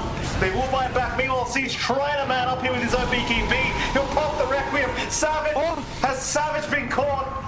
The answer is not quite. They don't have enough damage yet as now the Hex is up. Jabs will find the SF, but Siege will turn once again. Try to get the damage off onto Jabs, so Jabs will be able to run his way out for now, but the chase is on. Still nobody from Aurora really getting caught out as Neon. They do lose 2. They commit a buyback on Ken. And in fact, they lost 3 because they committed a buyback on Bombi to boot. That's the one team fight that Aurora actually got away with a couple kills. And it's really awkward. Just a split front once more. The arena not quite catching everyone that was running in. Yeah, Bombi just dropping before he could drop the egg as well. The damage flying in from Savage, enough to melt down these soft supports, is causing issues here for the side of Neon. They are setting up for next rush. He will switch his position up top. They've got the vision. They can cover these buybacks just with the Aegis cheese. You need to be fast on this though. Again, they've got egg. They don't have JG for a good 30 seconds. No arena. That's a big threat taken away from Aurora to force this. Jabs. Ken? You'd love a dieback on Ken if you can get it. Ken, he's going to pop his BKB. He's not looking too good though. They are just jumping right in here onto the left rack, but they do get the egg and the Sunray. Ken, he can fight back. He'll survive a little bit longer. They'll try on the jabs. Ken though, still melting, does finally go down. Dieback onto the left rack. Neon, they've got to run. This is not the fight. Siege, forced to try and fight 23 Savage, will Hurricane Pike himself away. But he's still in massive, massive trouble. Here's Siege and he is down. Boy. This is rough. Neon, they'll lose Bombi. That's going to be a secondary dieback. No Phoenix nor Leshrak is available. The high ground push is incoming. There's nothing to stop the side of Aurora any longer. Neon just crumbling in this last few fights. Again, they managed to break the smoke. They don't manage to get in position to fight into the smoke. Full Divine up now for Savage. No messing around. Wants to end this game. Neon might need to buy back in Siege, but even if he does buy back, he won't have the souls necessary. He won't have the Phoenix and the Leshrak to back him up. It's a really ugly position for Neon, so they're going for the tier 4s. Now, Siege is going to buy it back, but it's still a 3v5, and they know Aurora, there's no buybacks left on the Leshrak nor the Phoenix, so they know they can actually just go for tier 4 towers, and Savage, he feels a little bit afraid now to try and go for that. I don't know, this feels like a missed opportunity for me, but they are going to play it safe. There's still 40 seconds and 30 seconds respectively for the Phoenix Leshrak to be up, but I suppose they believe Neon could have bought that time. Yeah. It's safer play to just go for Roshan. That is under vision from the side of Neon, so they are aware that she's going to be taken. That's a free Ags blessing as well, along with the Aegis and Cheese. Some nice pickups for Aurora to play with. A secondary life to cover the Aegis as well of 23. Now you have everything you could possibly ask for on the side of Aurora. Neon, it's their backs against the wall. They have to deal with his refresh OD, double BKB usage, Divine Rapier on 23. He can melt Siege now in the direct confrontation. They have to find that control. There's so much pressure on JG and on Bombi. It's like to get the arena and the egg and Sunray on the right targets in the right spots, as everyone's just melting. If you're way too close, you know, the amplification's not there. Damage is not that great. The healing's not that amazing. You have to be so careful with the position here on the side of Neon. E-Blade up on Bombi could save some time in all of these fights. Could buy you some opportunities, but it's a big if. The graphs right now, 83% in favor of Aurora for the win probability, crashing all the way down off the back of those two fights. My goodness, here we go again. I mean, Jam's having a look around for more. Really trying to go right for the jugular. Radiant's middle tower. Siege does not have buyback either now, because he did have to commit it for that last defense. At 23 Savage, now with the Divine and the Aegis up, can comfortably go for the secondary lane of Barracks. Radiant structures are fortified. JD's not even by the base. He's got no TP available on the Mars, so he has to kind of run back. Through the mid lane he'll come. Radiant's middle tower. I guess he can creep skip while he's there, but they might need the Mars for this fight. He's covered eventually through the mid lane. There goes the courier of JG, but he's already nearby for the fight. Problem is, he might die. Oh boy, Jabs has found it. Oh no, Castaway jumps in as well. Oh no. At least they have buyback in JG. Castaway, not as big of an issue. Oh, Savage! What is this? What is this? Savage! What? Double lasso though. Lasso's out to save the day. The arena's down, it won't matter. They've already lost Siege. Ken with the Bloodstone surviving a little bit longer, but I don't think for too long. They're still trying for Savage. The disruption, it'll save for now. Ken's desperately trying, but Savage will survive it. He's alright. GG is called. They've seen enough. Neon, they have lost this game 3 in Aurora. They will get through to the upper bracket final. That they do. Make it all the way through the road to the Riyadh Masters at the Esports World Club. Much more simplified here for the side of Aurora. And for Neon,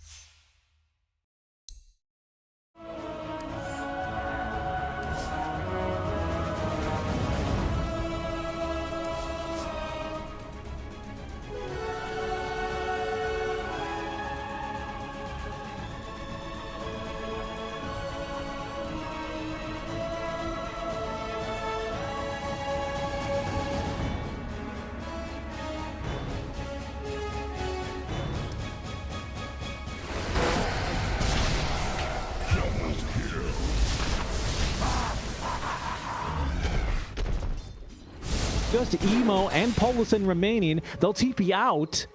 Yeah, the besties still alive together. The besties, that's true. And Talon, they had to use like 3 really expensive buybacks, you know, so that this was not free, you know. It came at a pretty steep cost for them, but they have to try to make it count. At least get, I guess, maybe get 2 lanes, 60 seconds on Luna. Yeah, probably. Yeah, they've got Lycan up, and there's no Axe, so that is a significant amount of their lockdown winter gone. But without a BKB on the Void Spirit, he's very vulnerable. Something like the calling here as he zips in and out. Okay. Careful. No bash there from Akashi, so he's out. There is scary. This is the last creep wave, right? Yeah, there's no creep wave. That's true. Yeah, that's true. Look at the dominated creep from Zeal. He's putting in the work. What a gamer.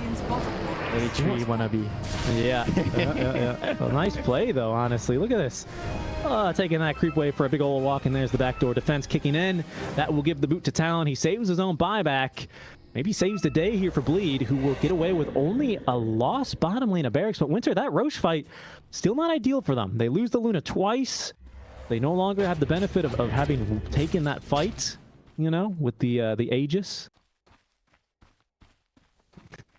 I mean, I can't wait for Luna to at some point get the axe so you can put it on your wolves and send the wolf in.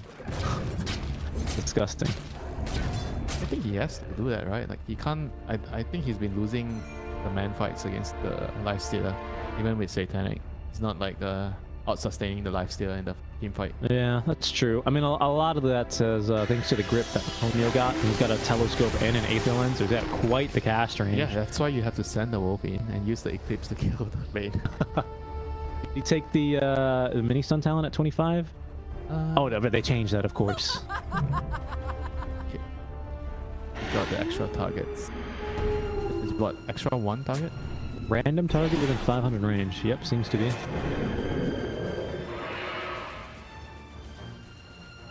And I think we've hit more 25 since then. Lifestealer has at 25. Polison's really close as well. So we do have that 1.5 second rage duration on the line. Ponyo now with AoE Brain Sap. Finally, he can become a core 2. He's going to start farming. You know what they say, it's never too late. Oh, yeah, and Chuan went for the AoE Bolt talents. His refresher now, ready to go. Doesn't leave him without buyback here. I guess he bought back in the last fight, but yeah, I mean, he'll farm that gold up really in no time. Daedalus ready. Emo, Daedalus with buyback. Only has a Lincoln Sphere for a defensive item though, Winter, and the Aesthetics cap, so it's Yules is defensive. Yeah, that's true. Yules is defensive. You got a point there. And then they also have Polison's Yules, right? Wind Waker, I guess. More apt. Yeah, the besties, you know, they need to have the same item. Same builds. They're twinning. Root in the river. They're going to use that as bait as Emo activates it. But Akashi saved there by the Lotus. Talon will not lose their core here. Only 2 heroes right now with Talon have buyback. And it's the Lifestealer and it's Ponyo. No one else. Buyback. Well, the players playing the initiating roles are gonna feel the heat, you know, in this type of scenario. Oh yeah, they are. That rider, the axe. But just up to the high ground. This is with the Roach banner as well, so they need to send someone in to destroy the bait with the banner. I dare you to come kill the banner. I dare you. But unfortunately, they have to send someone back to defend the bot lane now. And well, that means they will let this banner go. So they won't hold around it as it is taken down. And Talon holds their first high ground siege right of this game. Oh, almost dead, but scary moment for them somewhat. Thankfully, you know, they did get those barracks down bottom, so they still have the advantage of that wave constantly shoving out. Intense game now as we approach the 50-minute mark, Winter. 6K. Island starting to come online with more of their cores now as well, with Jokum nearing his BKB. And Wolves continuing to scout enemy heroes. Axe as well with a refresher. Check that out. Moonshard as well. Oh no, he went for a Moonshard instead. Okay. So Axe refresher, Chuan refresher, Muerta Moonshard. We'll have to... I mean, this Pierce the Veil is going to be quite serious damage now, really. See if Bleed are prepared for this, as they are going to smoke up, send the Wolves in and head to scout. You see something there? Who has the vision? You need to fight around your high ground vision. That's a dire ward here. Right now, Talon, they're hiding on the high ground. As the Infest pops out, there's Akashi. He breaks the smoke. SC is going to get initiated on. No chance to get a lasso off. Polison too fast there on the Lotus Orb. And now Bleed. They are in full retreat mode. The Wind Waker gets Polison out of a tough spot, trying his best to TP out, but the AoE Bolt snipes him. So he is dead. Zeal able to TP away in time. It's Bleed who go hunting, coming off worse for wear as they just drop their supports. They're gonna be praying to Gaben to have a long row spawn right now after losing the 2 heroes. A minute and 15 seconds until we find out. Guaranteed to be a, well, almost guaranteed to spawn bottom. Very low percentage. If it's like a 3-minute spawn, you might spawn bottom and then immediately move top, but we'll see.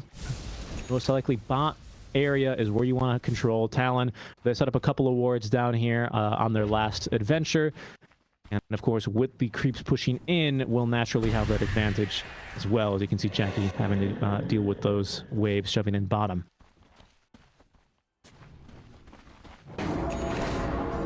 Very, very tense game, you know. Bleed can't afford any more mistakes from here on if they want to have still a chance, you know. They're already one set of racks down. The next mistake is going to be fatal. Yeah, I mean, Talon, they're content to just sit on the back foot here for another minute. Not only will they possibly be able to take Roche, but they're going to have buyback back, available again for their heroes, specifically Chuan, who has the money, just needs another 40 seconds. WS, a little bit more gold, and even Jokum now, he's nearing it, just 1,000 more gold necessary, as they will move bottom in anticipation of this Roche spawn. Yeah, I think right now you have to try to place a ward. See the power runes if you don't want to check it all the time. I think in this type of late game scenarios, you want to make sure you scout if you can get a useful power rune Long before Roche. heading into an engagement. Long Roche. Yeah, and Bleed have that ward watching the bottom rune right now from SC. That's a good note. Did no one pick up the gem? Yeah, there's just a gem on the ground. Chuan's like, nice, free gem. X has a gem. Well, he's had a gem, but I believe that was SE's gem that Chuan has just recovered. He's just kind of sitting there. They never went to pick it up. I think that's the second time this game Bleed have left a gem on the ground. Am I crazy? Gray, didn't you show us that earlier? I feel like yeah, right? Yeah. They had a gem here earlier on this fight, and then they also kind of left it. So, unfortunate.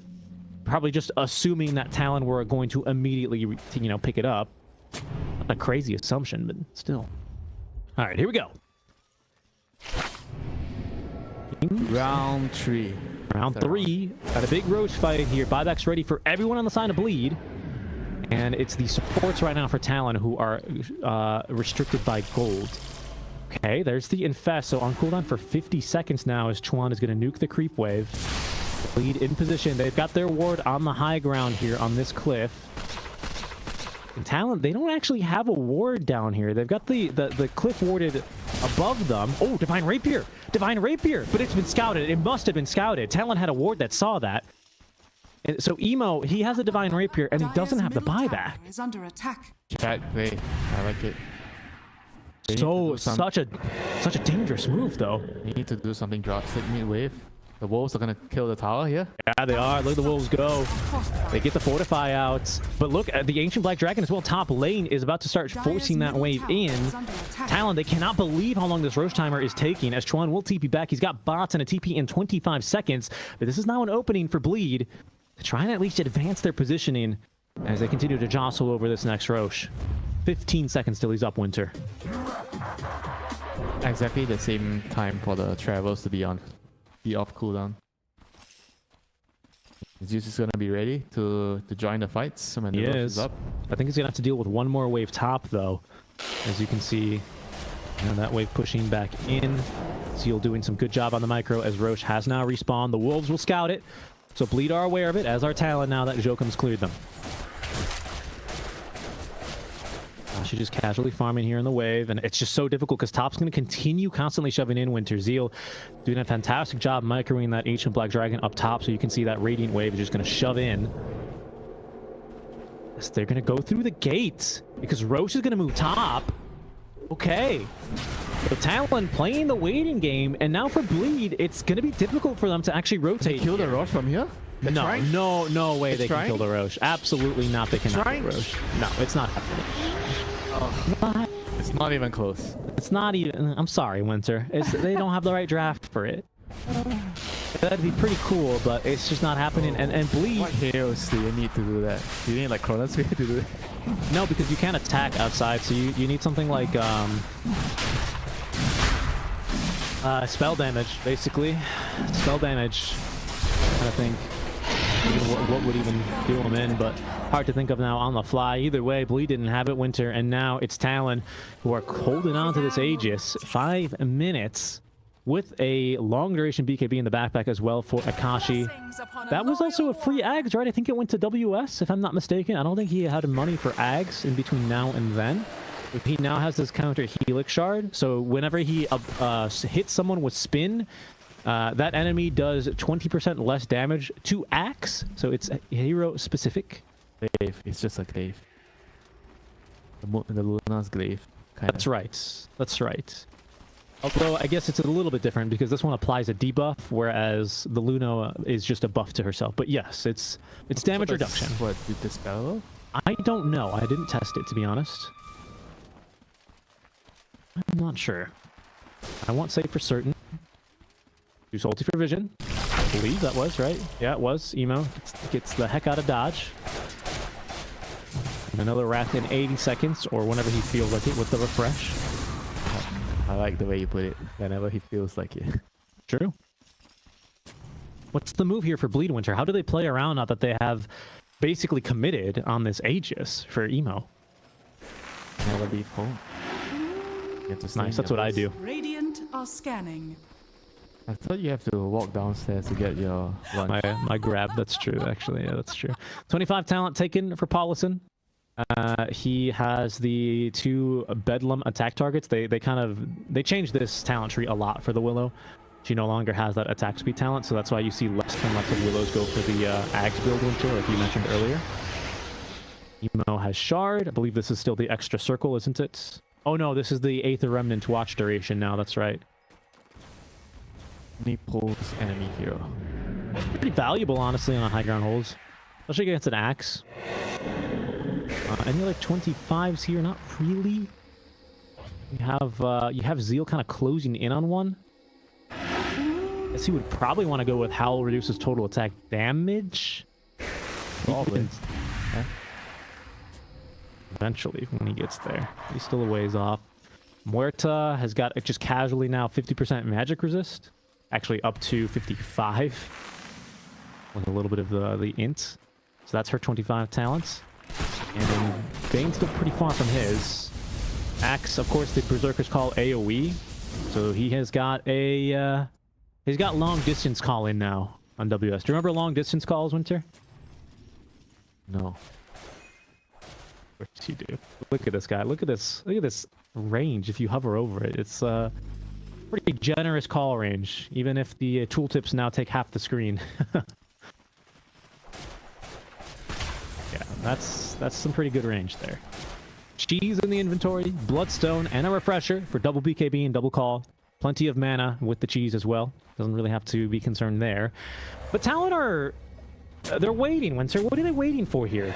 Are they just getting the lanes under control and now we're going to see them go in as they've prevented Zeal from pushing too far out? Precisely. They have to do it. Okay, ST though. He's kidnapped the target. Zeus ulti for the vision. Into the Terrorize though. Can they kill WS in time? Oh, yes, they can. The Nightmare's not up. And Akashi, he went up to the high ground again, trying to find the Infest. This time, Winter, he gets out of harm's way, but SC with a major Aegis kill here. As that is an Axe dead for essentially this entire Aegis duration. That may have been the opening bleed needed. They have the confidence once again to move out of the base. Gold for me. He doesn't have enough gold to buy back and use travels. That's why he didn't do it. We're gonna have to wait for the X to respawn 60 seconds, and yeah, like you said, the Aegis is gonna come out. So I guess he could have TP'd to the outpost. It's long TP, but I mean, I guess you're right. Yeah. Risky, I guess he doesn't really like the risk doing that. Unnecessary risk. Here they go, down bottom. Got some heroes here. Axe has buyback, but only has the outpost to TP to. This is the Dire outpost, which is a lot safer. As they see a big old Centaur Conqueror trying to scout them out. Leithnir for the Willow. As the Calling's going to miss as he gets himself into this pit. And will be able to just escape. He's going to TP out, though. Cancels one TP. And he did. Zeal on the run now. We'll fight online. Yeah, true. He's got this Ags now. I mean, that's for emo, right? It's got to be.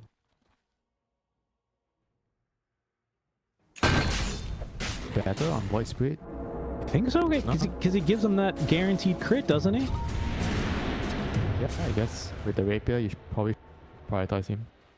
And then you can Astral Step, and I don't know how that calculates, to be honest. I think it just takes the higher crit value, doesn't it, usually? Which is going to be the 240 critical damage. That seems good to me. 60-minute item. Oh, I mean, I told you it's gonna be a 70-minute. Ah, you were right, Winter. You're always right, Winter. We'll see what we get here. Mirror Shield for Jackie. You wish you have Enchantress now, yeah? Yeah, now you need the Enchantress, right? Because you go out in the jungle and you get 2 tokens immediately. SC, he's out here like a sucker, farming them manually. Stygian Deso, which is nice for Akashi because he's gotten rid of the regular Deso, so he still has that minus armor on top of the AC buff.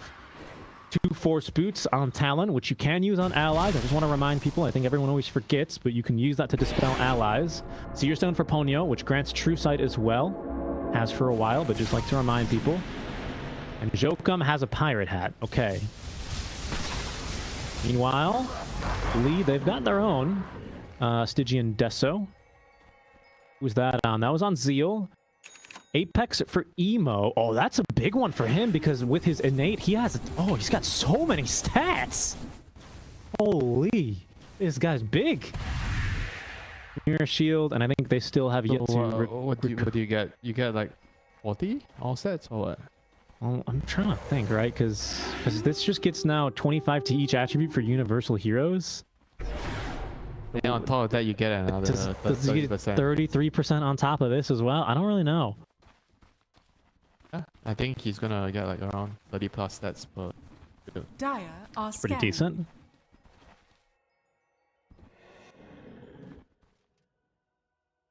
Like it's like the old Eye of Scotty, basically. Yeah, so Stygian does so. They still haven't gotten a few items, but it's okay. Willow has hers, and she has Book of Shadows. Oh my goodness! So that's really good because it does synergize fully with her Pixie Dust innate ability. So okay, a big old jump. Hold on, they're gonna try and kill Emo, and they've just killed him off because the grip's on to Paulus, and Emo got buyback is instantly back on in there. But have they stolen the rapiers? They have. Akashi, you thief! Get back here with that thing. Paulus in. Oh, he just TPs away. Emo couldn't quite catch him, and now he's rapierless. Such a big blow right now. They forced a buyback and they were able to retreat scot-free. Nobody died. Now they reset, wait for their next cooldown, their BKB cooldown. Free Winter. They rapier free.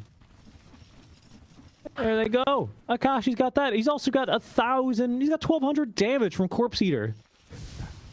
Time to call 911. Talon just got out of jail. He did. He did. A jailbreak here for them. As they once again have to continue killing these wolves top. A constant annoyance granted by the shard from Zeal. A big opening here as the call and the lockdown just perfect. Because you can also cast Book of Shadows on your allies. Yeah, but they got the grip onto Paulus. I got the grip. Stone range, Aether Lens. This guy is gonna grip you from a screen away. Phenomenal spell casting here by Talon as they've earned themselves a 24 net worth lead in game 3. It's just an upper bracket match. Bleed not exactly playing for their tournament lives, but if you win this match, Winter, you have 2 chances to qualify to the Riyadh event because 2 teams get through. So if you win the upper or lower bracket finals, you're through, and this is the semifinals. So yeah, Talon, they've got a big opportunity to win this. You know, the team that was well, last year, of course, with a different roster, had performed incredibly well at the Riyadh Masters main event, of course. That roster now on Aurora, who probably have completed their series, so they may end up moving on to play Aurora in the next round. But first, they got to take down Bleed, who are smoking out of the base and looking for another opening here. Emo, I think he's bought out for this Blink Dagger. Not enough money for the second Divine Rapier as Roshan, again, a bit of a longer window. Scan on scan action as Bleed scans do turn hot. Talon, they don't have any scans remaining now as the Brambles trying to get some vision now with the Wolves. They do see Akashi, but he's a bit of a hard catch. There they go, and see though, he doesn't get his man, he's held back by the call, but Jackie at least is unleashed in this one. SC, he's just dead instantly as Jackie refreshes, but he can't fight versus Akashi, and Akashi has too much damage with the bash. Now the second call here, the Brambles are gonna be able to keep alive for now as Jackie with the Satanic trying to outfight here, but he's just no match versus Talon. I don't believe it. They've taken him down. Bleed able to retreat at least for now with the rest of their heroes, and Jackie has buyback, but Winter, that's another fight they couldn't afford to lose. Yeah, that was tough to watch, man. They just went in, they couldn't get the lasso off the Bat Rider. They kind of tried to jump the gun a little bit too soon or a little bit too slow, I'm not sure. Right, the lasso onto the Lifestealer, and the fight just became so difficult. Everything went downhill after that. Well, Zeal's going to do his best here and send a lot of creeps towards this mid lane. He might get this tower, actually. I don't think so. But he will at least force back plenty of heroes. The wolf has to turn into a rat right now, Richie. That's true, yeah. I mean, it's going to be hard, though, because Talon, they've got bots on what? On only, it's bots 2 on Zeus, bots 2 now on WS, so it's not exactly easy, is it? So much damage out there to the Luna. Get the Nimbus on Zeus to defend. That's a good point, too. He already has it? Should, right? Yeah, he took the Ag's Blessing from the second Nighttime Rosh, which was Roshan number 4 of this game. Aegis number 4, this one on Akashi. I think it's his 3rd Aegis he's held this game now, Winter. This time, though, he has a Divine Rapier, and he's casually just holding on to the Ag's Blessing. But he already has an Ag's Blessing. Certainly, he can give this to anyone else. Yeah, Jokem. But nobody knows what this Ag's does. This one is yeah, parting shot. Yeah. Yeah. Your soul gets separated from your body. You just give it to Ponyo? Guaranteed Fiend's Grips? I mean, because Axe has his. Chuan has his. Akashi's just... I'm pretty sure he's gonna give it to the Bane, because the Bane babysitted him in the lane. That's how you repay your babysitter. That's right. That's right. The carries... So the mid laners, they love the position 4s, but the carries love their position 5s, is what you're saying? Everyone has their favorites? That is true. And the position 5s hate their carries the most. Yeah, that's true. It's a little Stockholm Syndrome relationship between the two, usually. The off-laners hate 4s because the 4s love the mid. They abandon them. Yeah, either that or it's like a helicopter position 4 where your Timbersaw wants you to get out of there. The off-laner. You're alone on an island, without food, without water. No one cares about your feelings. You expect to jump and get a good initiation every time. And get it right every time, yeah. No room for mistakes. As Bleed certainly have no room for mistakes now. Down 32k. Approaching the 70-minute mark now, Winter. Have a fortify, but they will not regain a second as soon as this one is used. Buyback situation, slim to none. Jackie and Zeal with theirs. 2 minutes until Emo has his, as these Brambles doing their best to try and hold them back. I see again a quick jump in, but he's going to be rebuked by the Lotus. Didn't commit there, Emo. The damage is not even... Just heals it off so quickly, and that's just your barracks gone. What do you do? I'll have another Lotus Orb ready. Having Linkins, like, get at least the Infest back on cooldown. He's got Ags, by the way, so he can jump inside an enemy. Wolf killed off. It's very tough for him to get a left, so if the Lotus, the Lincolns and everything, he kills these, he just kills them too fast. To use his there he goes, he got them, put the jump back in, he got all 5 with the axe. Unbelievable! The double dunk here, WS with the triple kill as Bleed. Oh, they were holding hands, and they'll hold hands into the lower bracket now as WS dunks them down here. Talon, they claim the Megas. There's only 2 heroes left, but what an initiation from them. That was a call that ended the relationship between Talon and Bleed. Wow. What an absolute beautiful initiation. WS ending the game in style as Talon defeat Bleed 2-1. What a series. Whew. What a performance by Talon in land. It was a very topsy-turvy game. Both teams, they were, I would say, overly cautious at different points of the game, given how much is at stake in this last game of the series.